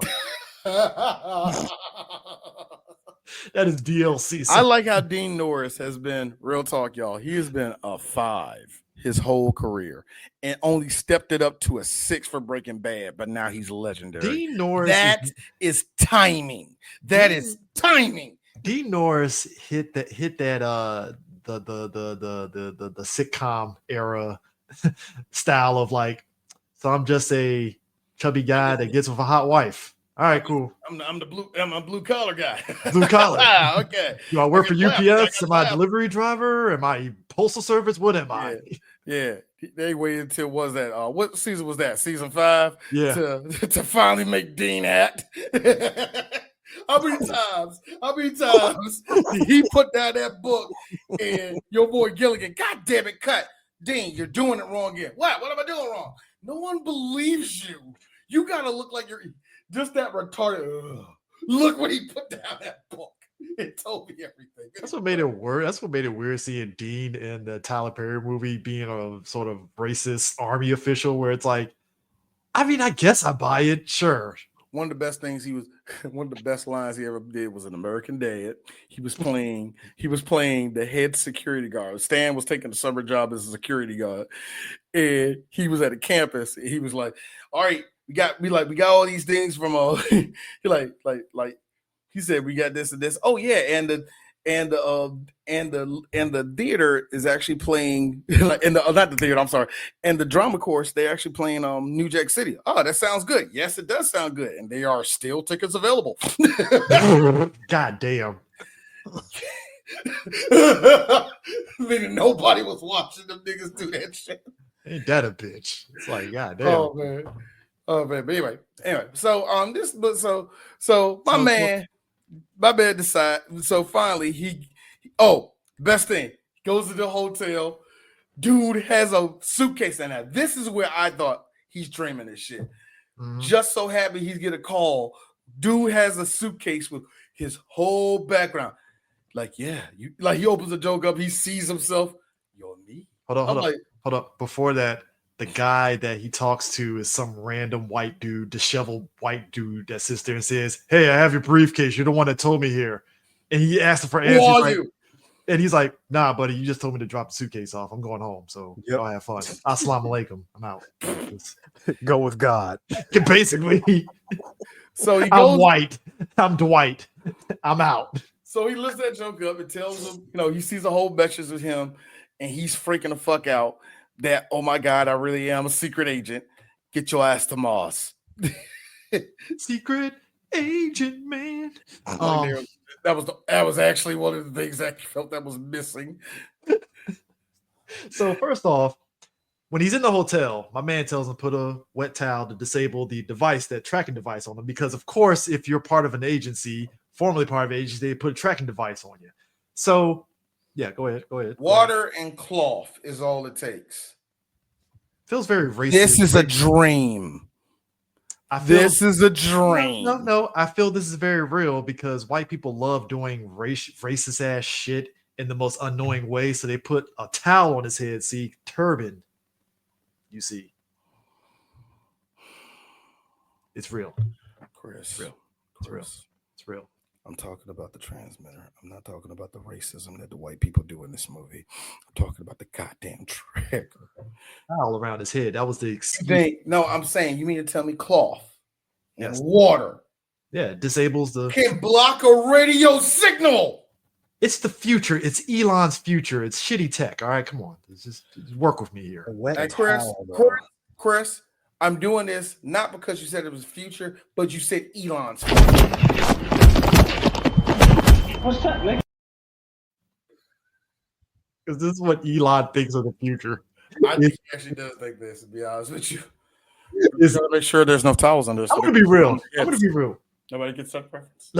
And I think y'all can agree with me on this. It is amazing to me to see, especially people in the tech industry or whatever, really take the wrong messages from these type of films and products and stuff. And the work, it's like you saw Terminator, AI and all that stuff is not good. Why are we pushing this again? Like, did you not learn the lesson here? What? Well, Chris, good example. Good example. You and I went to the same church. Yeah. How many people be running red lights when it comes to breaking all of the commandments Every day. and Yeah. still got the nerve to say, I am one with God? Oh, no. I hate gay people. That's Yeah. That part. That's more. But they love God and God loves everybody, but apparently gay people Fuck the gays. Fuck the gays. The second you go back door, God closes that door for you. The favorite one, Adam and Eve, not Adam and Steve. I swear, even as a Christian, I always hated that bullshit. I Ain't gonna did lie. too. My only thing with this, my thing is Adam, Steve, and Eve. Like, the fuck? The throuple now? Like, hey Steve. Hey Adam, how you doing? Oh my God, let's just have sex all day. Are you gonna watch this, God? God's gonna watch. He's nasty. Steve, you can't be saying apparently this snake over here loves watching people. You just like watching this, don't you, guys? Come over here. Come over here, Adam. Look, Steve, I got a headache today, man. I don't feel like doing this. But nah, I like how they're Maybe doing just all this. name the plants today. I don't feel like. So he's escaping. He busts out the fucking tech, gets in the taxi and just rips out the dude, throws it in the back and drives to this construction area, right? So this is where very gnarly scene to me. When he takes out the tracker, he says, take this gun, jam it in your nose, and it'll do the rest. I can't make the look because he took it's like a golf ball. It's really literally like a golf ball coming through your nostril. That has to hurt. That was Because you see it go through the eye area, like it's going through the nasal passage, and I'm like, and you God can damn. tell when the practical effects kick in because all of a sudden it becomes girthy and just puppet like that. Yeah. So when he gets it out, turns out it's a ball and it opens up. It's like a little device and stuff. And he's eating chocolate, puts the tracking device in the chocolate, throws it at the rats. A lot of rats in that area. As you do. And basically the guys that get there and they're shooting out of it. He's over there. He's over here. And they're like, oh, it's the rat. And they shoot the rat and it's all blood on there when he says, get your ass to Mars. Get your ass to Mars. Get your ass to Mars. There was something I wanted to ask you gentlemen about earlier, like prior to Quaid freaking out or Hauser or whichever. When he was being told why it was best to just, take the recall trip or the ego trip. And he says, besides, you know how it is like to take an actual vacation. Like it's a pain. Lost luggage, lousy weather, and and crooked cabs. And I go, so nothing, so the travel industry never changed, Never evolved. It just Never evolved. Same thing. Shitty service and shittier service. Is that what you're trying to say, right? I mean, think about it. Like Sharon Stone, the stuff we deal with in current year, 1990 and current year still exists. Like I think the idea, 2084. I tell you what's scary to me. The fact that their idea of fun is instead of doing a cruise on the waters, which in and of itself is a bit scary, because the boat can sink, but you're going to do a cruise in space. That's even more scary. Lost in space. because think about it. What happens if the ship or whatever you're on breaks down in space? Then what? Well, First off, you're right. that and hey, Chris, if you want to know, we can ask the 8 astronauts that survived in recent years. You, sir, stop. I will not. I will fucking have you contained, nigga. Why you got to say shit like that? Because, as I have said so many times throughout the years of us podcasting, we have been a witness. We have been a witness to 4 once in a lifetime financial disasters. We have been a witness to all of the most disastrous things that have taken White shenanigans, if you will. So much white shenanigans, and about 90% of the things that have taken place, all preventable. Yeah, all could have been it's prevented. like poetry. So if they rhyme, every and so it's racism. With all that being Did you say spacism? I said space racism. No. Oh, so with all that being said, with all of that being said, you're gonna get these jokes. Oh yeah, the jokes are going to come. I mean, I'm not saying you. I'm just talking about the situations when they arrive. They're getting these jokes. Yeah, we have Here's the thing. I was really hoping I could have asked one of them. So is it like an interstellar thing? Were you really floating around out there for what seemed like maybe an hour, but it's been months down here for us? I'm gonna ask the question we all thinking. How many times all y'all fucked up there? First off, I need to add. Come on. Well, no, they all went. No, D. First of all, they all came back down in little Saiyan space pods, if you will. Landed in the water and everything. Well, that's after. Well, yeah, that was after. Still, opened up the hatch. One came out. Y'all were left in space for that long. How'd you feel? Hungry. I got wonder though. So space travel to Mars, very quick. Yeah. Well, Chris, it's the future. We are living in the future. Eric, Chris, you got to realize this technology is 50 years away. It's 2084. But the technology, while great, again, this movie has technology is great, and then it shows why technology is flawed because my man Quay rolls in there as a fat middle-aged white woman that watches supermarket sweeps and cuts coupons, and it malfunctions. Sir, first off, that is really effed up for you to think a white woman like this would be watching Falcon's Crest, eating all the chocolates in the house. That's really rude of you, Chris. She eats what was it, fiddle faddle? That's a good one. She don't own a single washcloth in that house. She has a bar of soap and that's all they use. Oh, y'all remember the has a lifetime supply of Fig Newtons. I think if you cut her, Briars would bleed out. Which flavor Briars? Neapolitan, of course, sir. Sir, first pink, then white, then brown. Basic then pink, then white, then brown. No. Basic bitch of ice cream. Both of y'all are wrong. You see, it's 2084. Briars hasn't existed for 60 years. I hate it when Eris is accurate. So I got a question. So Ben and Jerry's is gonna still be around? No, been in 70 years. Let me ask y'all this. I have a theory about this. Every black household has at least had this type of ice cream at least one time. Blue Bunny. No. Bunny. No. I'm talking about her. In her case, it's Blue Bunny. Nah.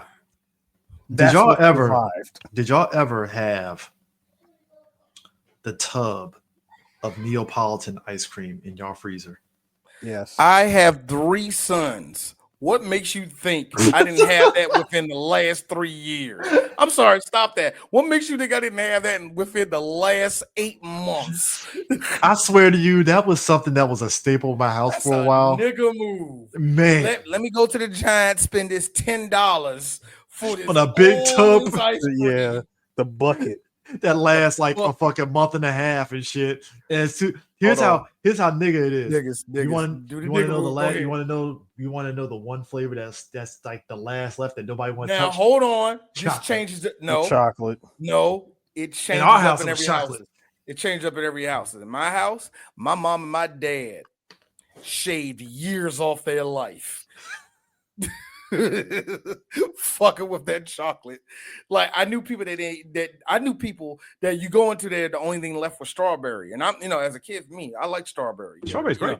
I don't like the strawberry now because I can taste the artificial pink they put into it now. That's why But back then when I was a kid, strawberry, sir. Injection. back then when I was a kid, didn't remember that shit. You know what I mean?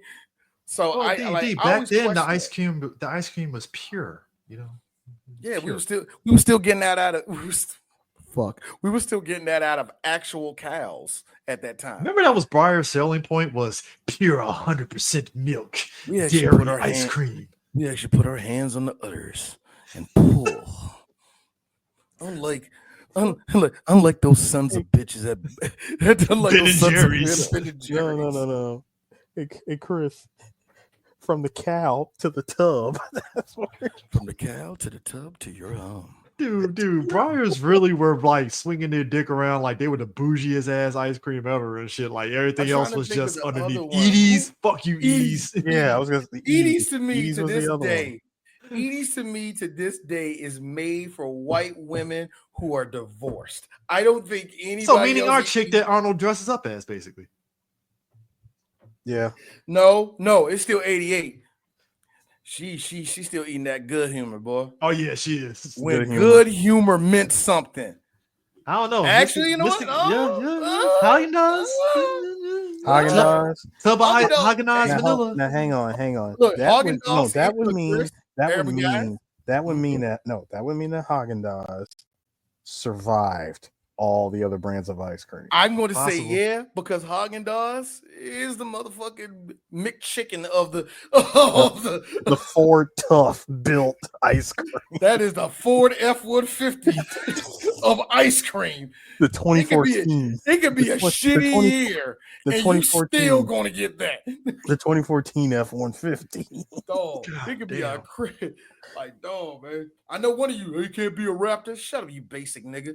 Oh, Nah, God, but stop it. dog, when Arnold sat there and was getting there and did the smile and the white dude being like a little weird, but okay. How long you gonna be? Do you have any fruits or vegetables? 2 weeks. And I'm like, Weeks. Now, D Duh. had one good question. Because we see the software we have right now. yeah.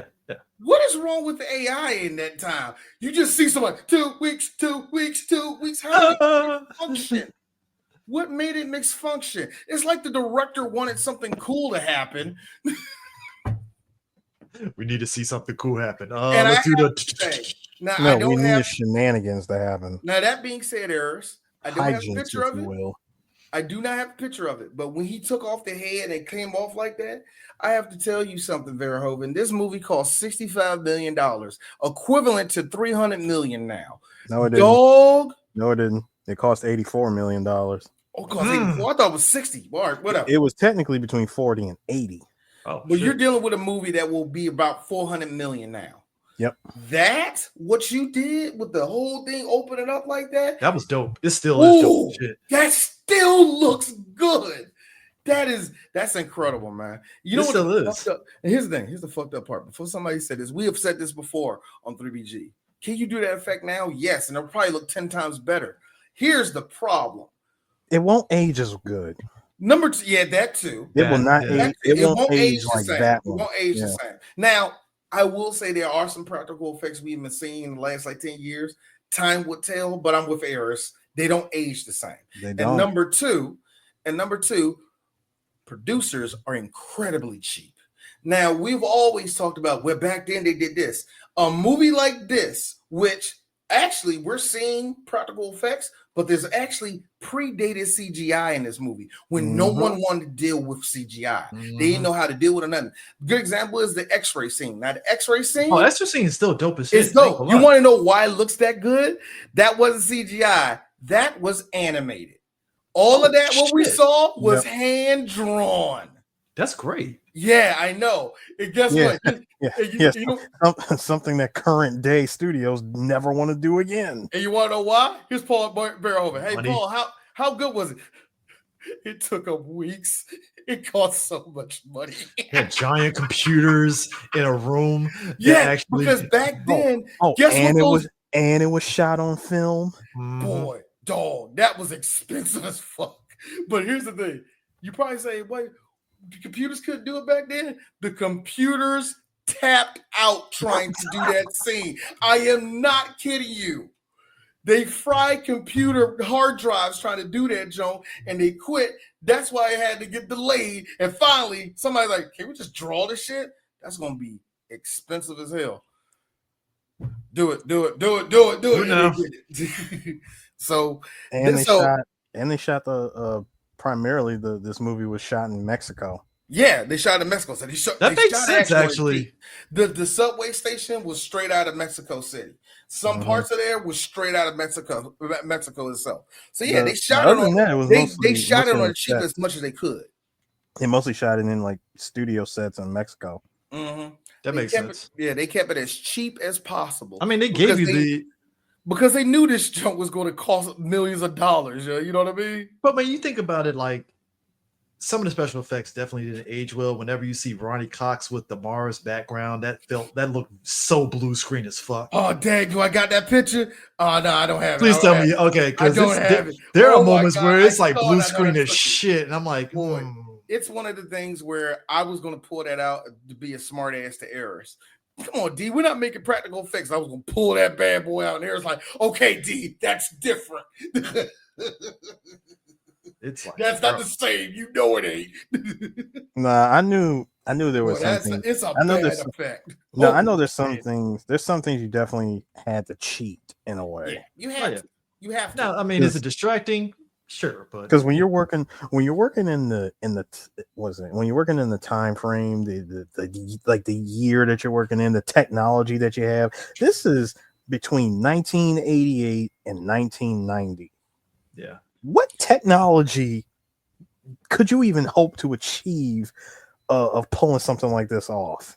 And you wonder why this movie sat in development hell for 16 years.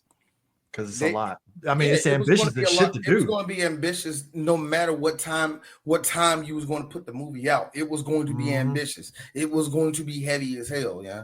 So yeah, it doesn't surprise me that this sat in there for that reason, man. So head goes off, gunfire. That's the one thing that this movie is full of, gunfights. My man shoots the window. Everybody gets, like, 3 of the security guys get sucked out. Their contingency, big fucking doors come down that close it and, keeps everybody from getting sucked Open the door. No, we can't. Open it up. Open it up. We can't. What? It opens all of them up. Here's me. Flawed science. It makes no sense.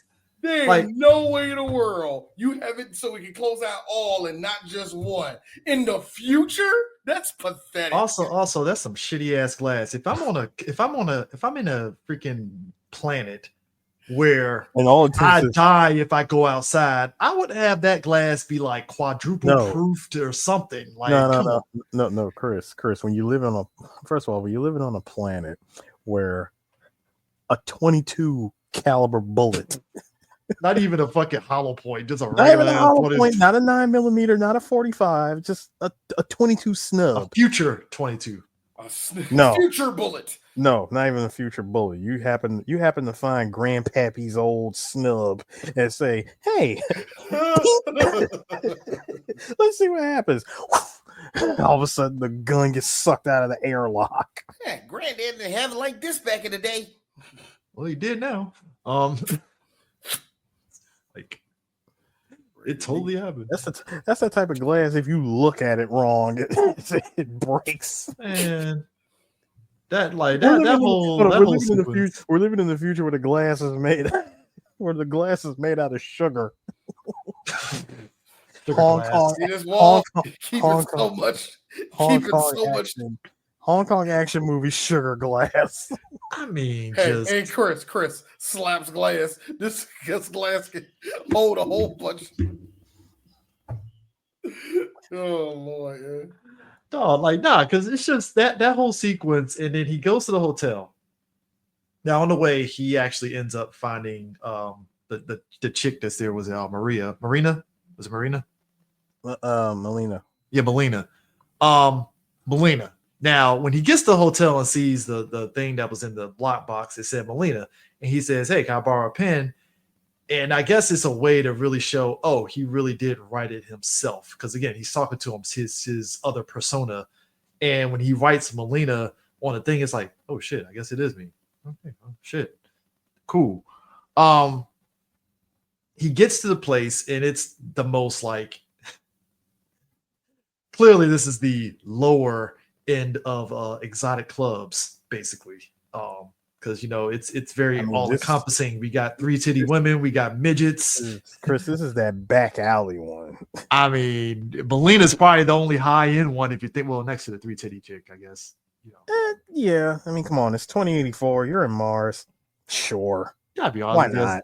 Why not? As a kid, you see 3 titties. Ah, she has 3 titties. Ah. Now I'm like, I'm looking at like, hey, do you get weird with that third one? remember, I told D this. I remember that remake. They were really hyping the shit out of the 3 titty chick. Like that's the reason why people like Total Recall. And I'm like, we're like, no, sure, I guess. No, it was more than just that, but sure. Like it was memorable. Here's the kicker: yeah. The 3 titty chick in the remake is a downgrade from this one. It ain't the same. It don't hit the same. It feels it's too stylized. That's what it really hit for me. It was just way too stylized for me. Because when you try, no, here's the problem. When you try to do a modern day take on a classic, it's very rare that you're going to exceed or become the master over said classic. Yeah. It's very rare. You'll look at it and say, oh man, that actually does look kind of cool, but you will always go back to the classic. Yeah, because it's just like I said, it's just when they did the remake, I felt they stylized it too much to where it's like she looks like it's like what if an OnlyFans model went to a sci-fi convention and wanted to like spice it up and just like that kind of shit. Like she walked in wearing a spare boob bag. Or went to Comic-Con and was like, see guys, I'm a three titty woman in sci-fi Comic-Con, right? No, and that's why I mentioned the boob bag. It's literally just that one like right there in the middle. I think one of the Comic-Cons, like the chick did show up to Comic-Con when they were promoting Total Recall remake, and I'm like, I guess, sure. Like, you gotta understand, there were a lot of white boys who were closeted that went to their grandparents' house that got to see this movie past their bedtime, and Bazzow, third one. And suddenly they became men. Sad, lonely men that became very low mills that eat TV dinners. Throwing a hot dog in a sink. And get on the internet and get mad. Sure. You saying hot dog in the sink, it turns me off from you to want a goddamn hot dog now. Hey Chris. That's some sad shit right there. Hey, and you know what they do, Chris? No, Chris, Chris, what it is? It's that moment from The Simpsons when the camera goes all the way back to Homer's house. You see the hot dog unthaw and then fall. And it ain't even ballpark Franks. It's like the great value Franks of hot dogs. That's what it says on top of the hot dogs. Nothing more. Nathan's and ballpark are here. You get the lower end one where that's even more sad. It's like, damn, you couldn't even afford some ballpark. That's one. Steve on American Dad. Yeah, like that's a sign, just like a sign of hot dogs in the sink is mom being overwhelmed by her period. That's a good one.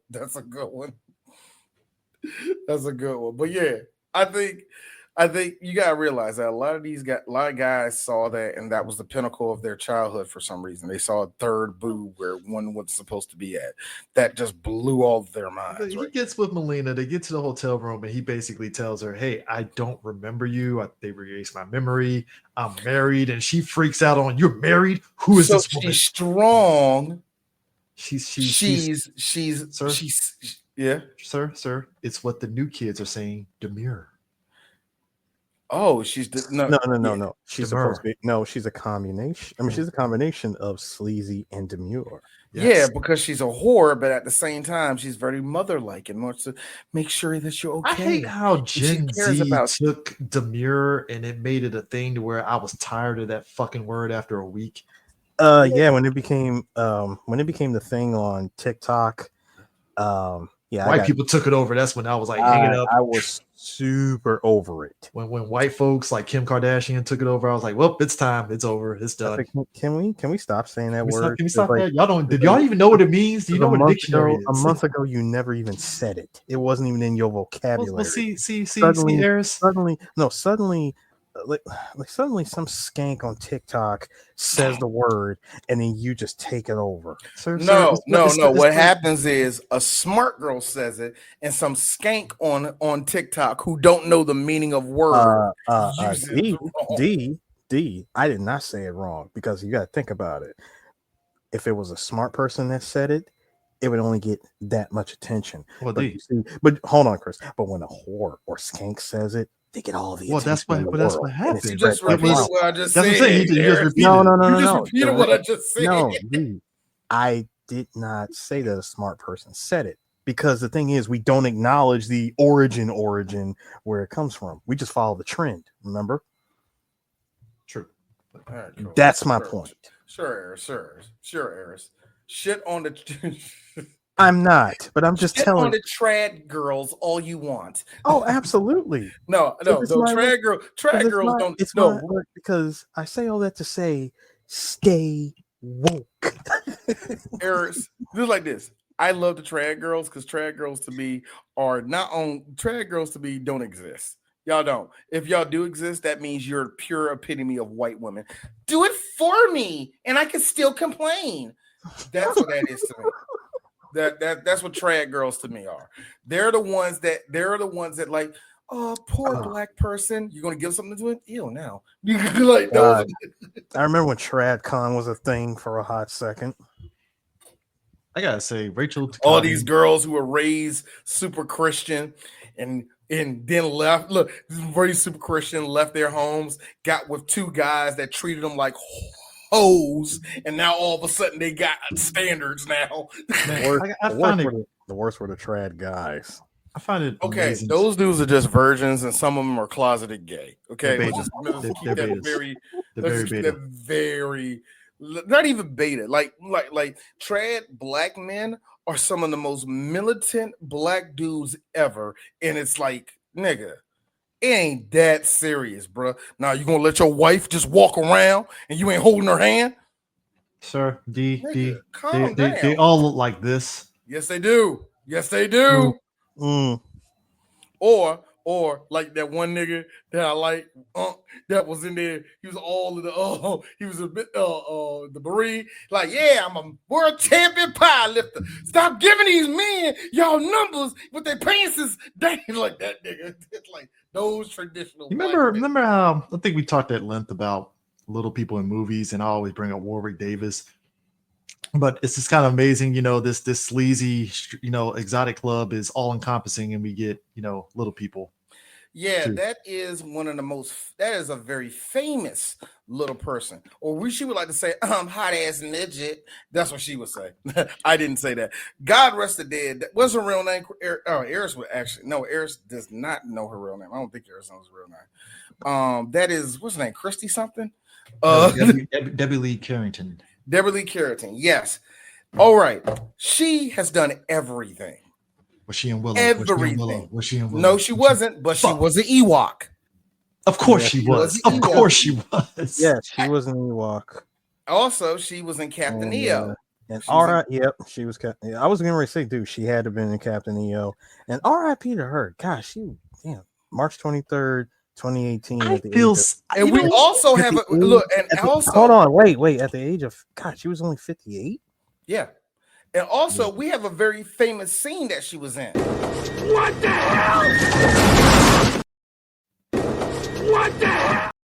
Sorry. You know what I remember her from? You're covering your mouth. I'm not kidding you. She was the stuntman. Yeah, she was. She was. I remember. I tell you, four of the Child's Plays. I In the do fourth remember. Child's Play, she was Tiffany. Mhm. Yeah. you know what skit that she was in In Living Color that had me to this Tiny day still? Avenger. Bro, I swear to you, Handyman Come and on, Tiny let's go, Avenger. Tiny Avenger. That shit should not be as funny as it is, but every time I watch it, I'm laughing.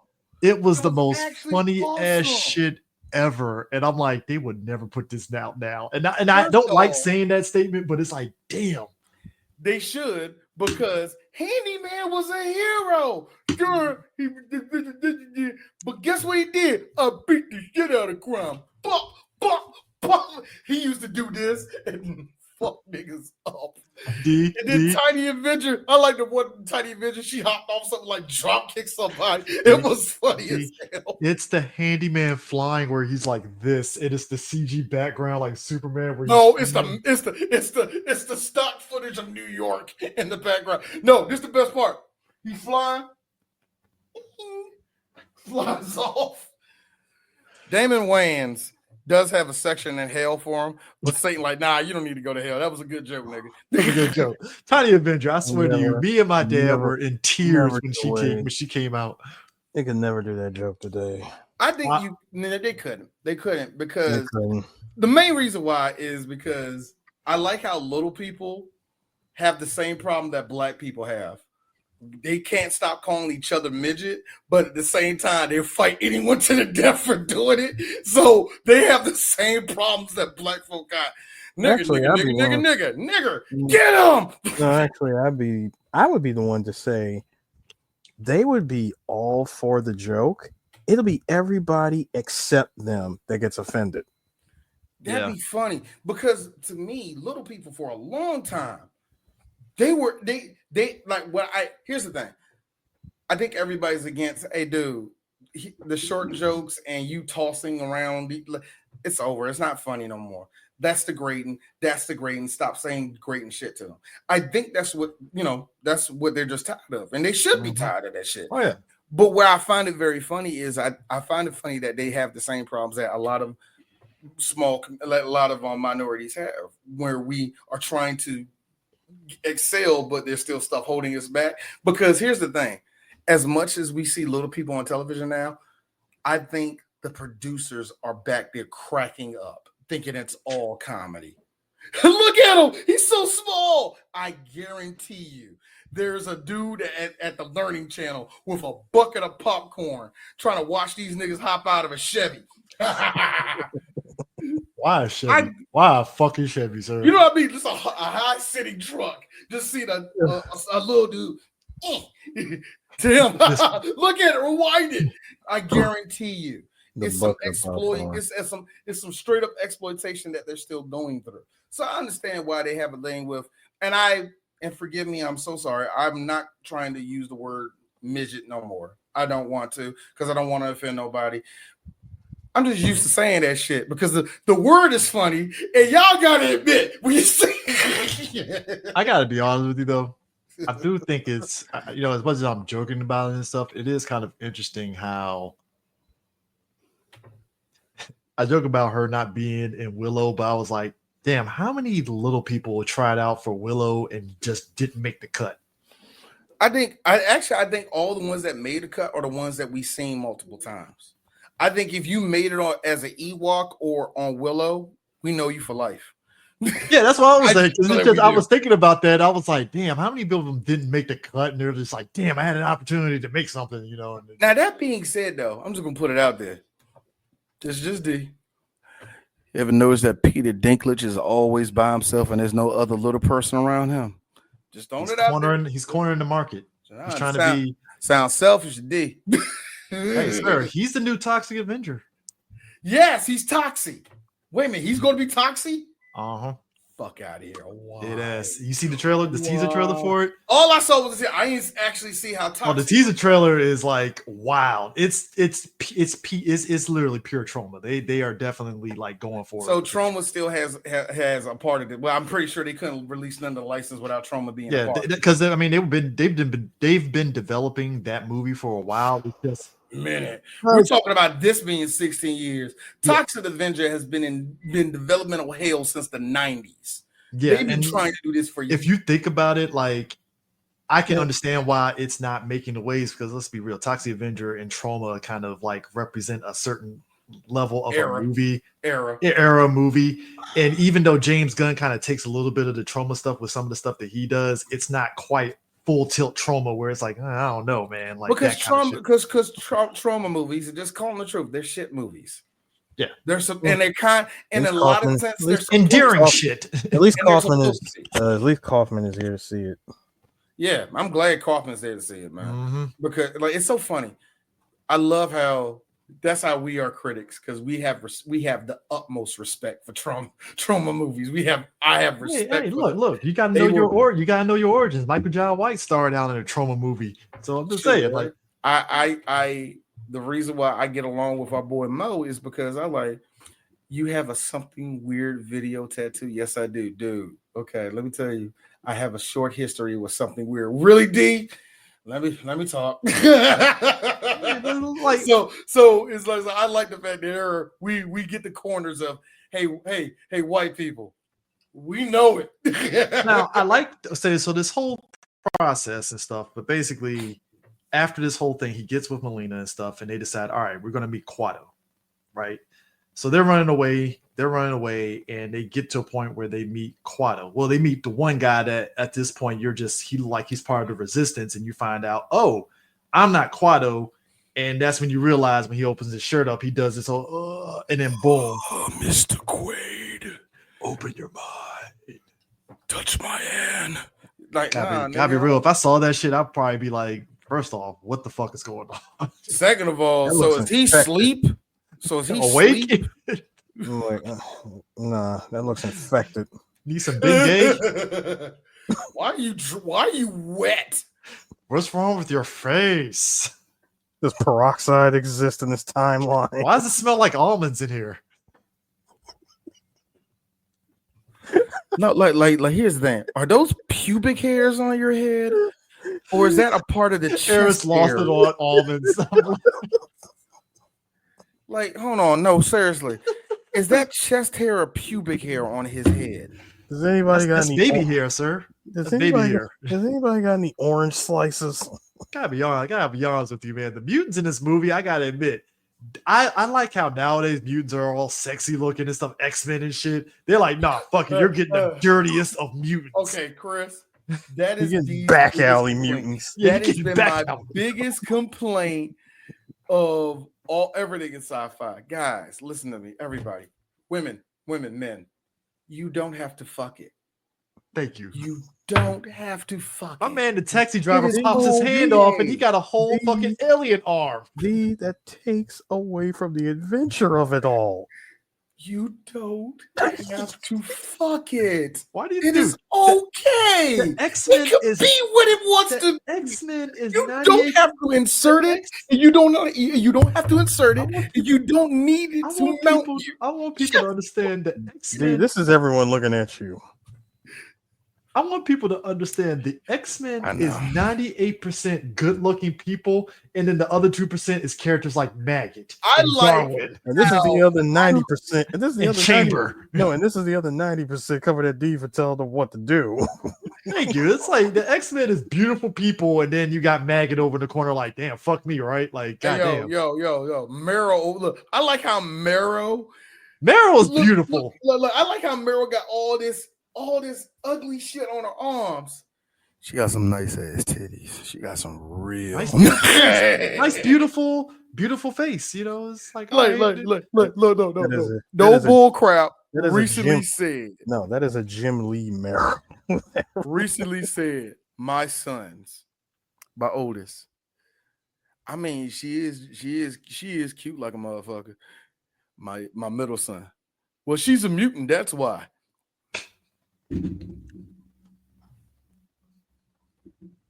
You see what has happened to our youth. Well, I'm not I mean, the saying- youth are all right I'm from not what you're saying. saying. Listen to me. Listen to D, me. D, Listen to me. D. I'm not saying. D, I'm not saying we can't make our thing sexy. I'm not saying that. What I'm D. saying is this: what has happened to the fear D, that was what's inside of all of us? D. I'll tell you what happened to it. It got For the sexy and it no, got a booty. No. For the first season, we all thought that Leela was an alien. When we find out that she was a mutant, and we said, I'll still beat. All bets were off. We weren't the same. We were never the same after that. I mean, I'm just. Do we I have just, to? No, guys, y'all are overlooking it. I'm not saying that we can't get our rocks off. Come on, we're men. We're men. We built the pyramids, made cars, made penicillin. We're men, okay? All right, we want stuff like that, but I'm just Survived saying. polio. I'm just saying, you don't have to whip your dick out and put it in there. What I'm saying is, I like don't. Chris, how- shut the fuck up. You don't have to do it. not even mutant Brian Thompson. Ew, no. Let's see.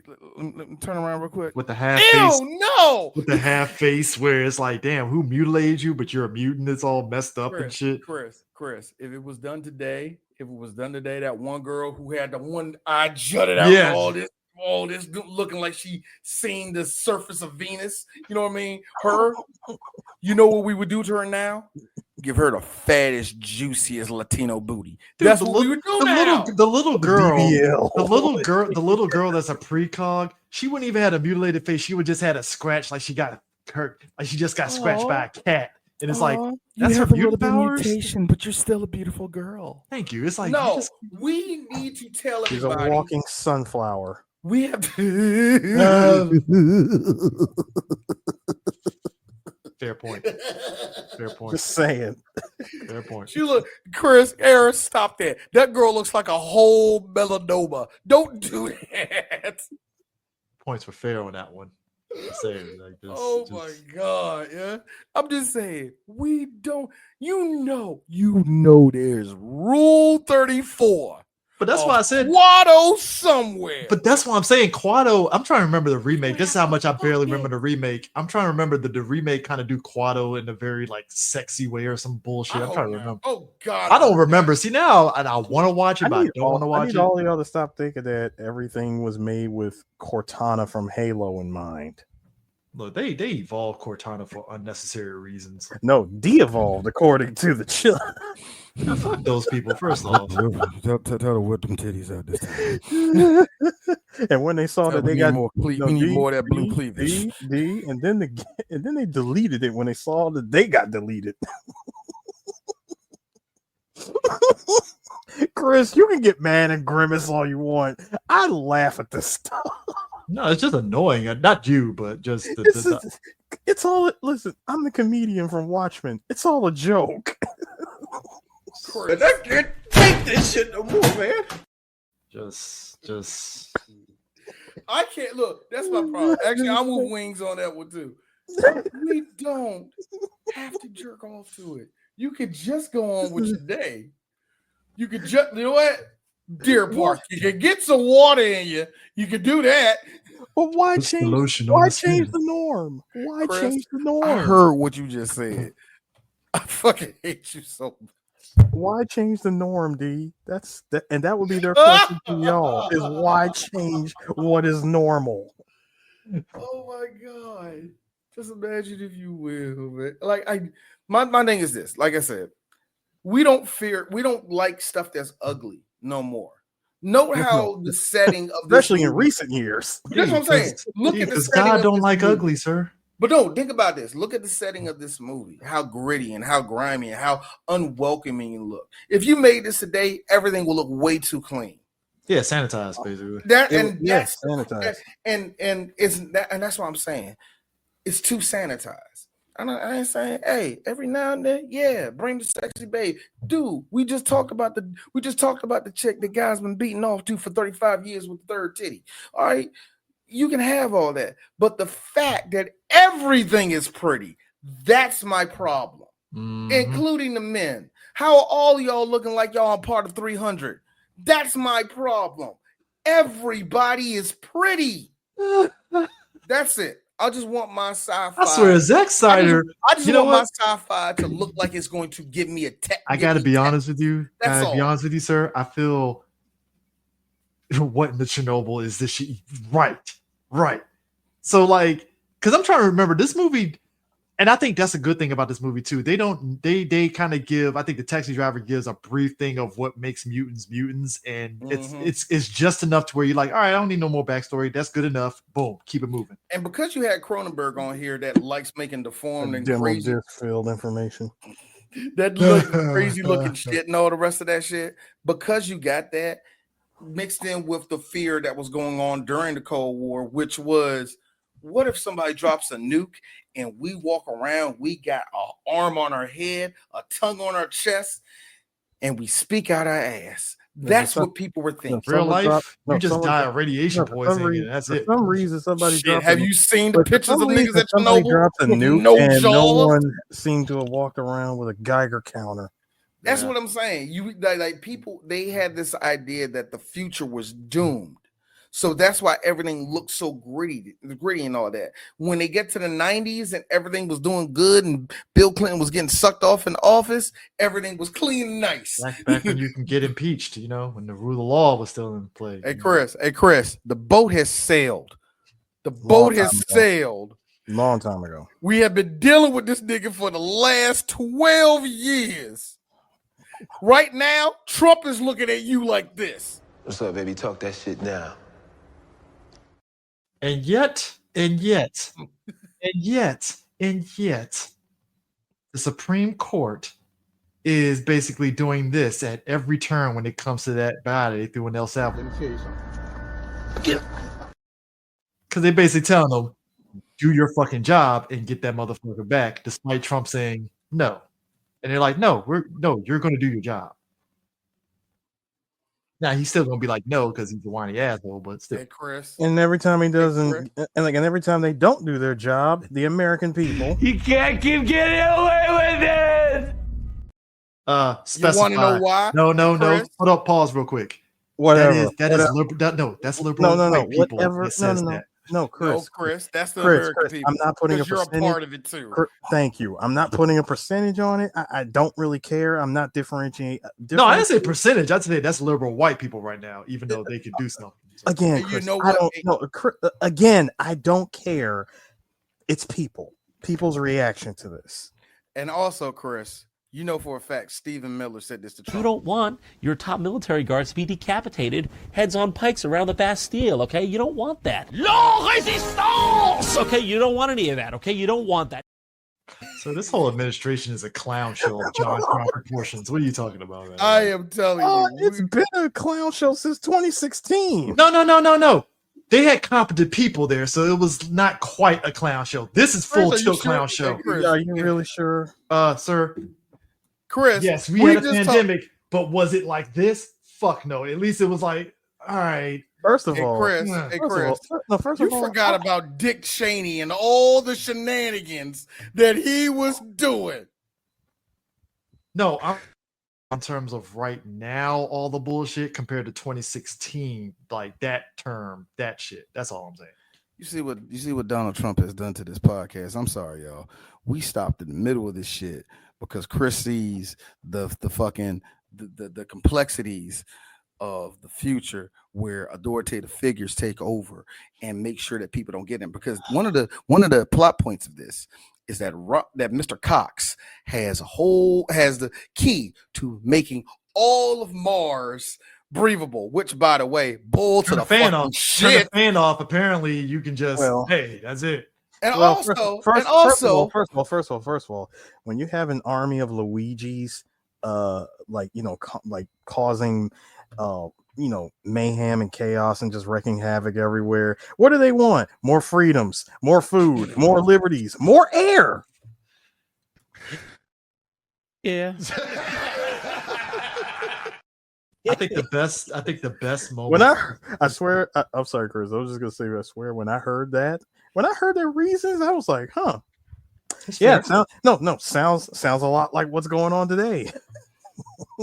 I just think what's funny about it is the fact that like as soon as they catch when Cox sits there and says, "Oh, they're hiding him, huh? You know what? Don't ask questions. Just leave." And as soon as he leaves, shuts the fans off, shuts the doors. You don't get air. And I'm like, well, that's a boss move right there. All right, Hey, first off, Hold on, that's hey, not only a boss move, Chris. You know what that is? They got hit with the HNIC con special. oh, the fascism special. Gotcha. No. Well, you know, they sweated us out. No, they ain't sweating this out. That's just you're No. dying. I'm talking about you saw what happened at HNIC con when we was there. They shut off the air conditioning. They literally sweated us out. You're fine. See, here's the thing. At least No, I we can still weren't. breathe in the heat. I can't breathe air anymore. Chris, either way, this was done. Nigga, did I just catch you having fun? Never mind. Nigga, did I just catch you having Sorry. Mind the fact that when the door closed, Arnold and Melina and old boy got out in time and shit. So it's like, oh well. Chris, that was another one. I was thinking like, they left. I'm like, very James Bond of you. That's Indiana Jones where they got in the door in time. No, actually, Chris, no, God, now now the thought has come back to me. They got hit with the Gundam special where they turned off the oxygen. Yeah. Whew, that was rough. Rough. I'll tell you what was rough. Guado getting shot in the head by Ironside. That was fucking funny. Pow. what the fuck? Like how his last breath, Quaid, reactor. That's the line that everybody say, Quaid, the reactor. Gotta be honest with you. I don't know whether to say, is Michael Ironside a baby killer if you kill Quado? This is like, You know what, Eris? I hate to say this, but Chris is asking the right question right now. Does that make him a baby killer? I feel as though it doesn't make him a baby killer, but with the right jury, he's going to jail. No, wait, hang on. If the carrier, wait a minute, hold on, wait. It's worse. Well, no, it's worse, gentlemen. It's a white mutant. Kill him. No. Quado dies. If the carrier dies, that's double homicide. Oh shit, it is. Oh, damn. The moment that we needed that clip. Damn, double homicide. The second we actually needed D. It's the black woman. Bitch. No. The best part. I'm sorry. Why you apologize? That was a great ass joke. No, for real. Hey, yo, because she legit did say I apologize because she got caught. Black women, look at me. That's the shit I love from y'all. Double homicide. And you can hear everybody in the room turn to her. She's like, I apologize. I'm sorry. I'm sorry. Hey, sis, right. Here's me. While you apologizing, sis, that's what we call timing. That's great timing. Nobody get Keenen Ivory Wayans over here. We got somebody for him. All right, let's wrap this bad boy up because we're pretty much towards the end of this movie. Hologram shenanigans. See you at the party, Victor. Dog, I be real with you. This is one of the movies that has given me my fear all my life. What if somehow, some way, D is hanging out of a fucking elevator? Yes, this is a true fear that D has had all his life. Whew. What if I was hanging on? What if there's a roof coming down? Would you let go and try to lift up, D? What would you do? Too late. What would you do if your son is at home crying on the floor because he's hungry? Hey, Chris. You could shut the fuck up. Look, I'm trying to bring levity to a man's arms being taken away from him. You see? Hey, Tevin, you go home right now. That's hard. Dude, if the achievement shit popped up with the pun, I would have been like, you know what? This movie's already a 10 out of 10. This shit's a 30 out of 10. When Arnold had the two arms, he threw it down on the ground. A dog tag hops out and starts spinning.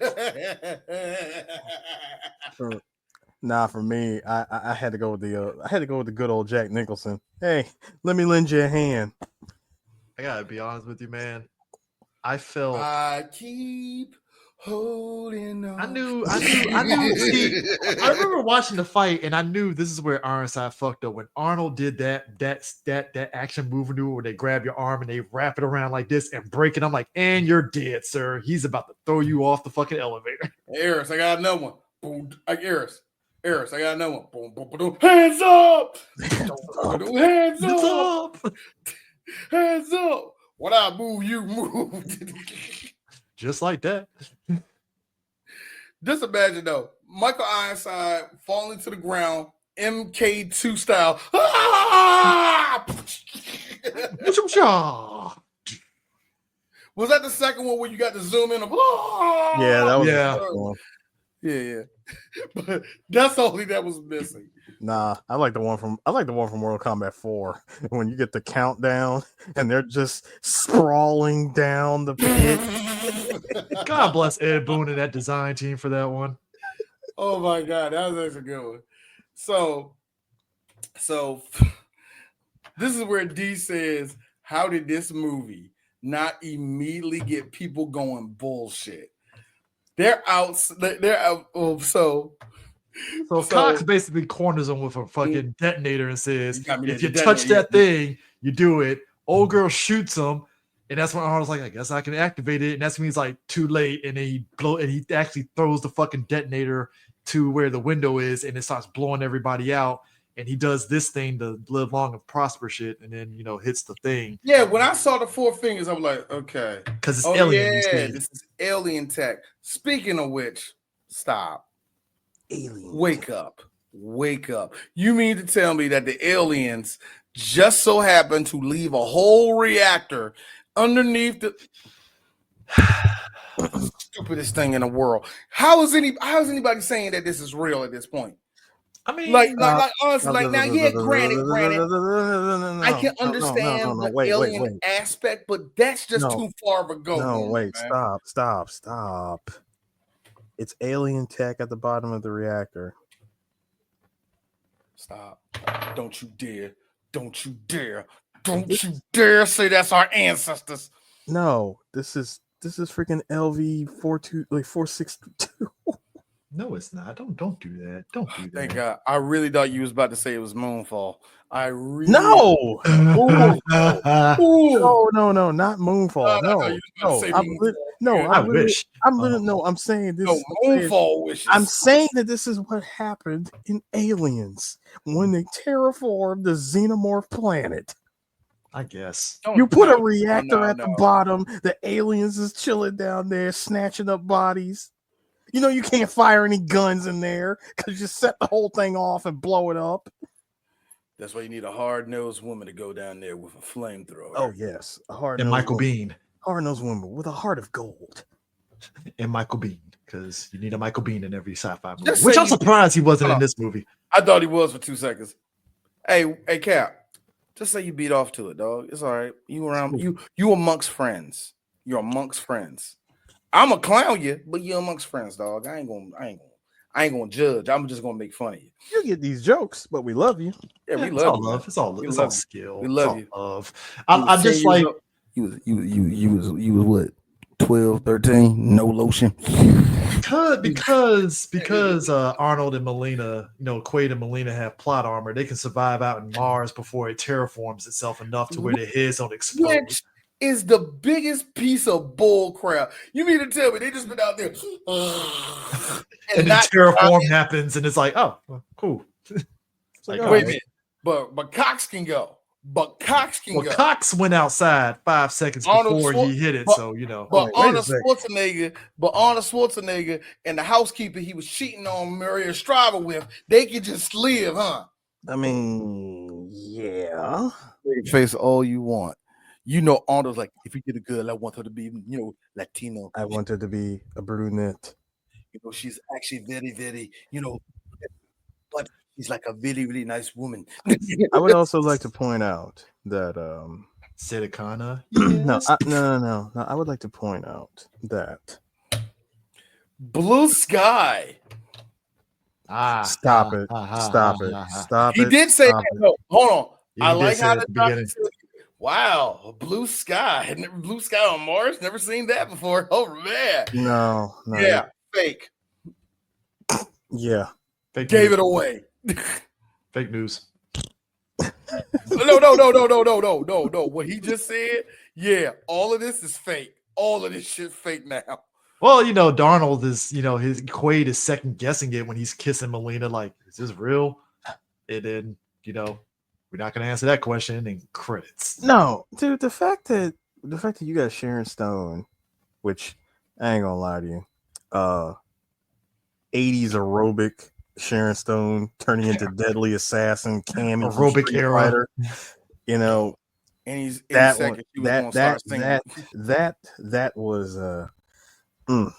that was a look. That was a look that I enjoyed. Man, she over there looking like I like when she was the first scene she in, and most of her titty was about to fall out of that jump. It's like that was peak Sharon Stone. No, that was peak Sharon Stone, but we already seen. I mean, well, no, technically, no, we didn't.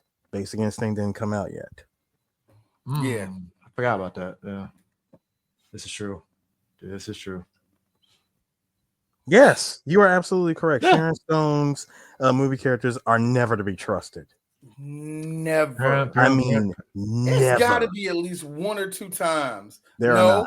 Wait a minute. What happened to Action Jackson? Did she get killed in Action Jackson because she was trying to go against Craig T. Nelson?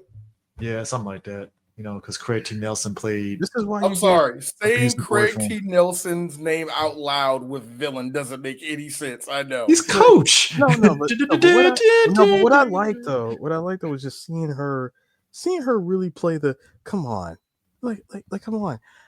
I would never hurt you. Besides, we're married. She took that double tap to the head. Consider that a divorce. That's also when D said this is a dream. Because there was way too many Arnold one-liners in this thing. No, my other favorite Arnold one-liner. Stick around. No, I'm talking about from this movie. Melina. They can never film that in today. No. Where she just grabs this junk and says, what even feed this thing? Blondes. I love it. I love it. I love every second that of that. Is a line, Eris. You say no, Eris. I never said no. No. You say no.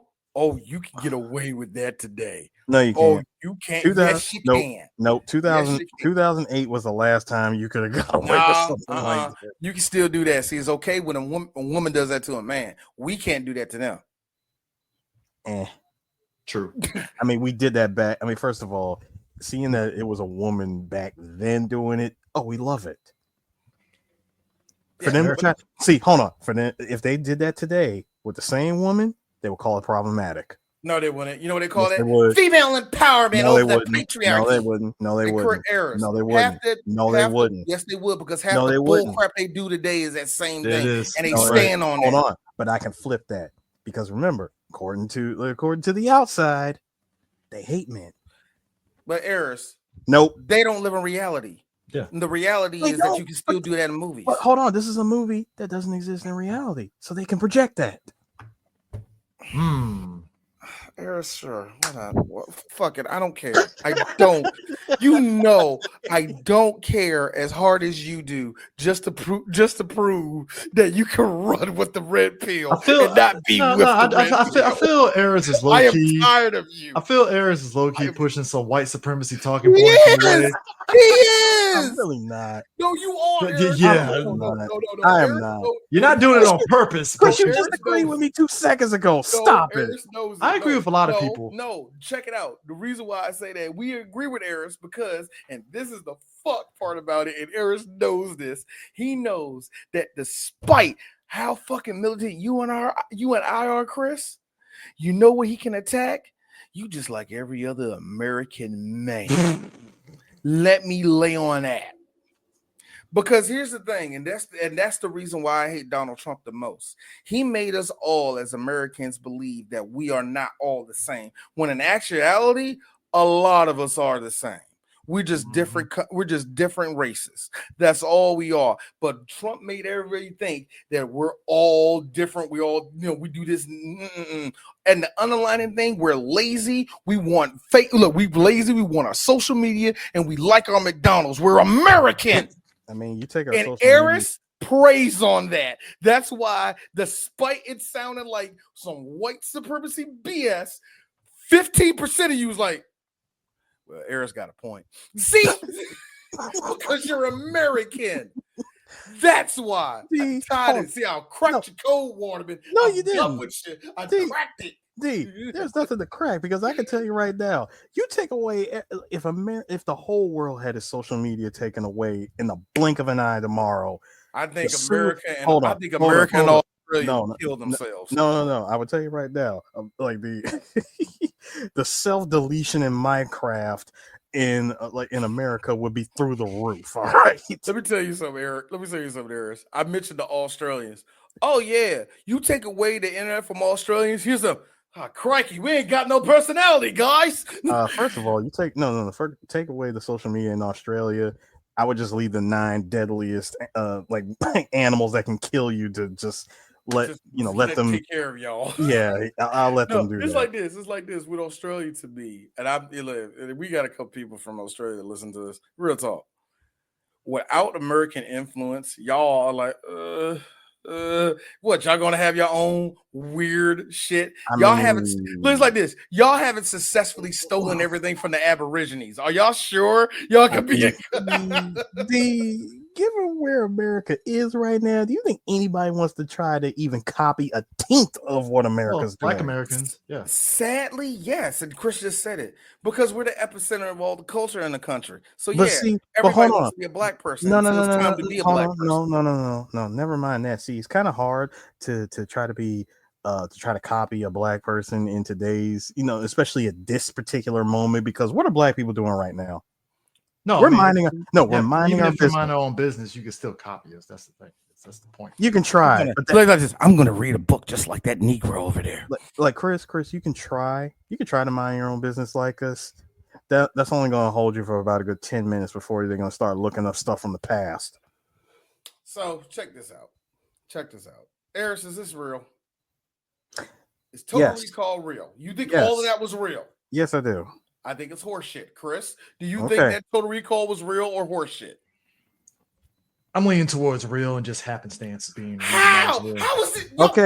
Okay. Let me answer that. David Carradine myself. I see y'all. Okay. All right. Go for it, D. Go for it. I'm not advocating, but I'm not saving you. So, hey, Eris, do me one favor before I do this. Can you look me in my eye? Listen, the reason why I say that this is real, is because when the fact that they didn't even implant the they didn't inject him with the actual dream thing yet. Mm-hmm. So what he wanted wasn't even implanted yet. Mm-hmm. Mm-hmm. Eris, him waking up and freaking out the way that he did, that snapped him back. It's like, oh, like I'm injected in the recall, but hold on, you didn't give me what I asked for. Okay. And the fact that he sent himself messages. Yeah. Yeah, that didn't make any sense. The contingency plans. So, all right, this is the one thing I have to say to that. Eris, have you ever been put down for anything where you had to get anesthesia, where you had to go to sleep? Have you ever taken that? Okay. I've never been under, if that's what you're asking. Okay, that's what I'm asking. And Chris already knows, because it's like, so tell me about yourself. Well, my name's Dwayne, and listen, I get it. No, I get it. I'm serious. No, it is like a wave of a hand, and you're out. I get it. I know. The moment he got put under, you just heard the sound of the USB going. Ba-doom. I get that. I get it. I get it. You know that sound that Windows like. Yeah, I get that. but I'm still saying that when Dr. Nigga, the farthest I made it was 21. And I woke up going, hold on. 24, 25. Hold on. When Dr. Law said we didn't even implant the thing yet. Eris, I get it. But remember, she wasn't Law at the time. She was Renata. And all of reborn, that. I know the Eris, I know. You see what I'm saying? I see what you're saying. Dog, he fell out. He went out. He was out. So you think that he's been under this entire time, just dreaming the whole thing? Because I'm be honest with you, there was a black man by the name of Neil deGrasse Tyson that said, "No, you can't do that." Yeah, no, all of this, no, bull crap. No. Okay. To the girl he made up, to the girl he made up, to the little girl with the little girl with the Uzi, from Quaid talking to the reactor, all of that was all this up here. So what I'm thinking, sir, is let's say this was a fantasy, all right? And because the director, I'm being an asshole that one. Fine. And because the director says that I made it my conscious decision to make this ending as ambiguous as possible because I want the audience to continue talking about this for years. It's classic movie making BS. Yeah. And I say that respectfully. Because in most of these fantasy movies, when a character is having a dream, goes into anesthesia, yada yada yada, and we don't see the other stuff that happens, it's like, oh, they go under, all of a sudden something interrupts. You know what I mean? Something comes in from outside to interrupt what's about to take place, and you come to find out this whole thing was a dream. And by the end of the movie, they wake up. Yeah, that's a cliche, but I'm gonna keep it real with you. This whole thing of maybe it is, maybe it isn't. This whole ambiguous stuff is also a cliche. True. But when that's your aim of the movie, that's what I'm saying. Well, that's your aim of the movie, like in Shutter Island, or in this case, the same thing. I think it's supposed to have us engage in the way we're doing. Yeah, we're literally doing what the director wants us to do. You believe in fantasy, I believe it was a reality. Now that's where the fun part is, and that's how it keeps on going. That's how you get people to multi-watch shit like this. The only thing, this is my final thing. It's the only thing I can say, Harris. I get where you're coming from. I totally do. But you mean to tell me your life was in second gear this whole time, and the second you don't go under, all of a sudden you the super spy and you're the most important person in the whole world all of a sudden? Don't you think that's retarded? I'm not saying, and let me make this very clear, him being a sleeper agent and all the rest of that, I can go with that scenario too. But the second you put a blue sky on Mars and you hooked it in the beginning of the movie, that tells me right off of this, all of this was done on MS-DOS, and I don't need to believe none of this shit. Well, D, that's all I'm saying. Well, D, listen, man. You think this isn't you think this is a hologram? This isn't. That Looney Tunes bullshit was another reason why I think all of this is fake. Because I'm like, it's not the real. Like, what? I loved every second of that. You think this is it's some Looney Tunes you game? You think this isn't the real me? It is. I lied. Also, the stormtrooper aim on everybody. Yes, movie, understand it. But way too many people missed him this whole movie. Well, it would not have been a Schwarzenegger movie if he got hit even once. You know what? True. But Commando's fight me, D. Fight me. Commando's Commando's Commando. Yeah. Verhoeven kills people. So that's what I'm saying. He does. Verhoeven does kill people. However, when you're the main character and you have the star power of a Schwarzenegger, you will never get Schwarzenegger to be Peter Weller in the first 5 minutes.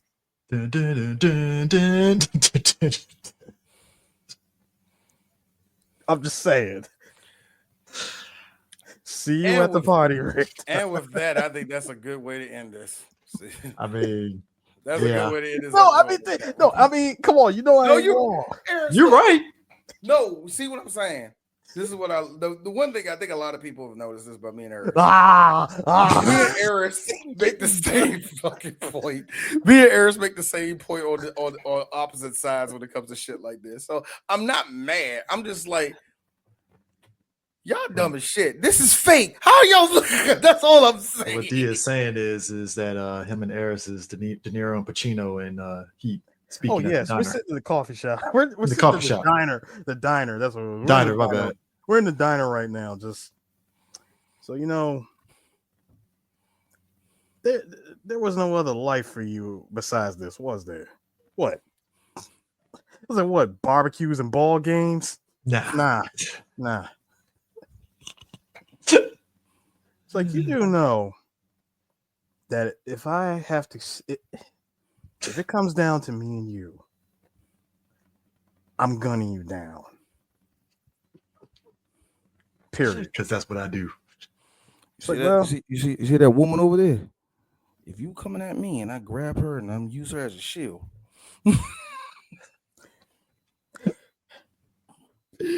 Oh yeah, that's what we're doing next week. Okay. Yeah. We already did that. We already did. What are you talking about? No. Oh, no. I was talking to myself. I'm sorry. They had nothing to do with heat. I'm sorry. My bad. I didn't know they caught me. I was like, what are you talking about? No, because I really forgot what I wanted to do. Doing Heat 2 Electric Boogaloo? Is that what we're doing? Heat 2. This time, De Niro's back with a vengeance. Well, that's gonna suck because now that Val's gone, they're gonna recast him with somebody else that looks kind of like Val. It ain't gonna be the same.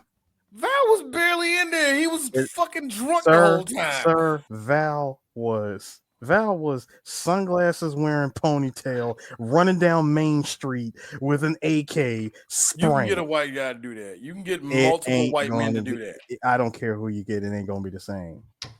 Sure. Yeah. It ain't gonna be the same, not because of him. It's because you can't get nobody to match Dennis Haysbert. Let's just be real. Yes, points.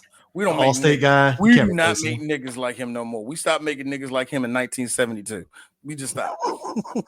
Man, I said 1972. What you like why y'all? We're like the third off the free nigga assembly line. This batch of free niggers, they're called millennials. Ooh, futuristic. They'll age like Saiyans, not get much anything else. Maybe. Can we still put them in jail for no reason? They're black, yeah. That's what they're made for. High five. You thought they were made for anything else besides? Hey, black guy, make my beans and make my music.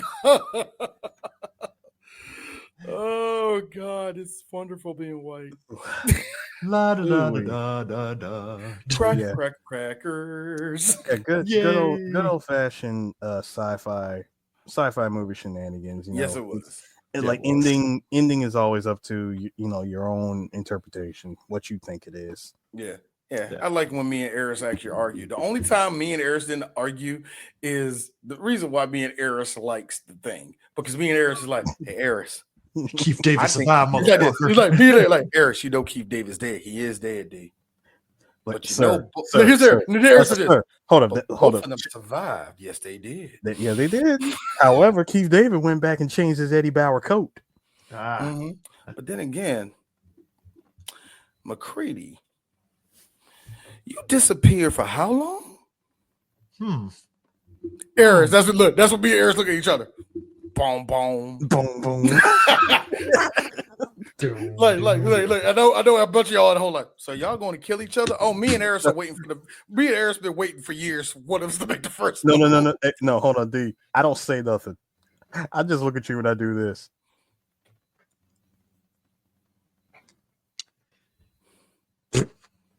I hand you the drink. I just think it's just funny that's take the sip. Here's me. Here's me.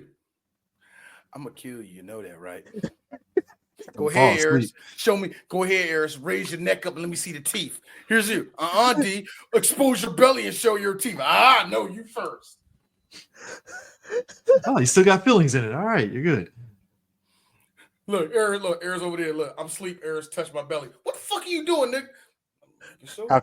How come you ain't cold like I am, bro?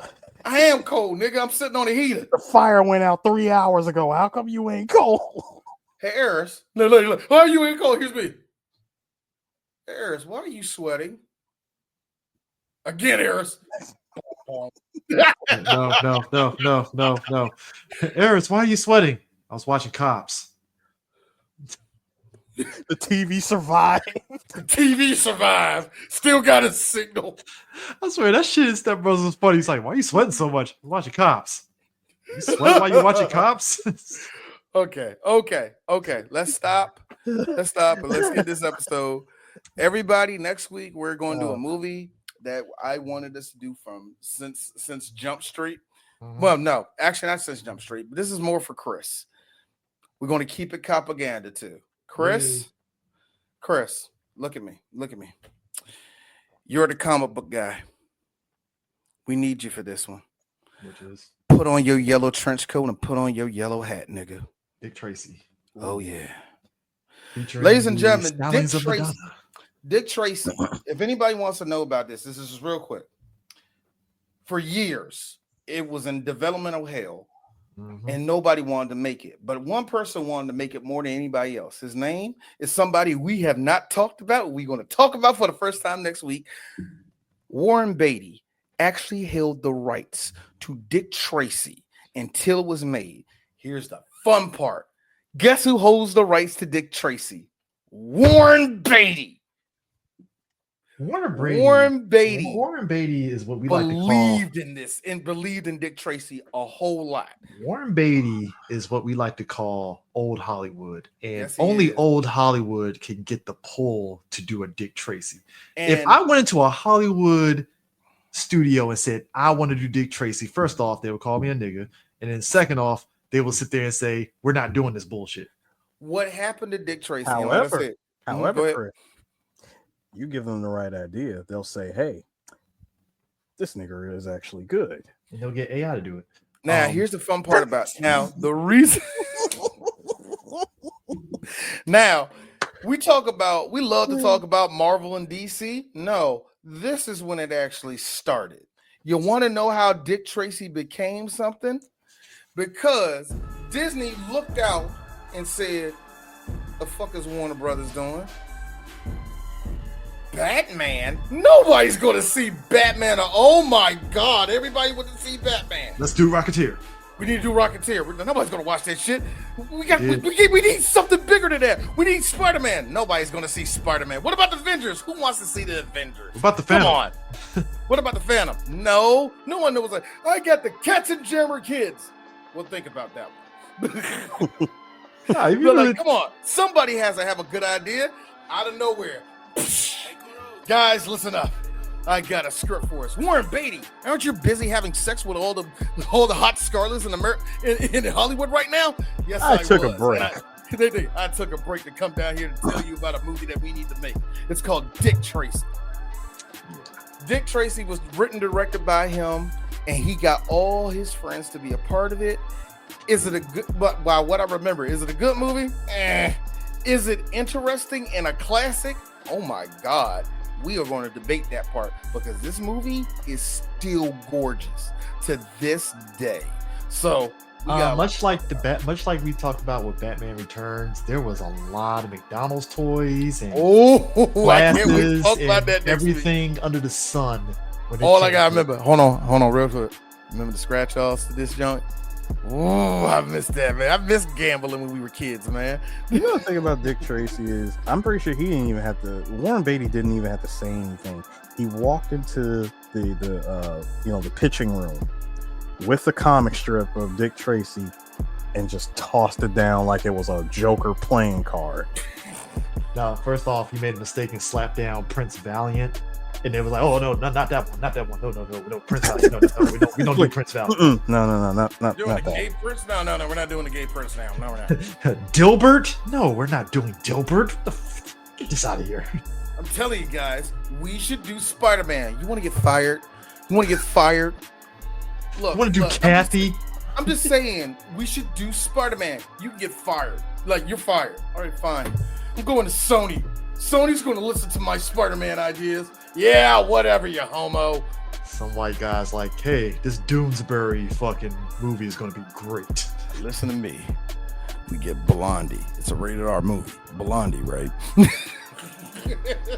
It is amazing how my old ass knows about Doonesbury, the most whitest fucking comic strip. Man, that's some good old, I'm a liberal free thinker in the 1970s comic strip. Anyway, so yeah, we see y'all next week for Dick Tracy. Peace. See ya. Sega. Sega.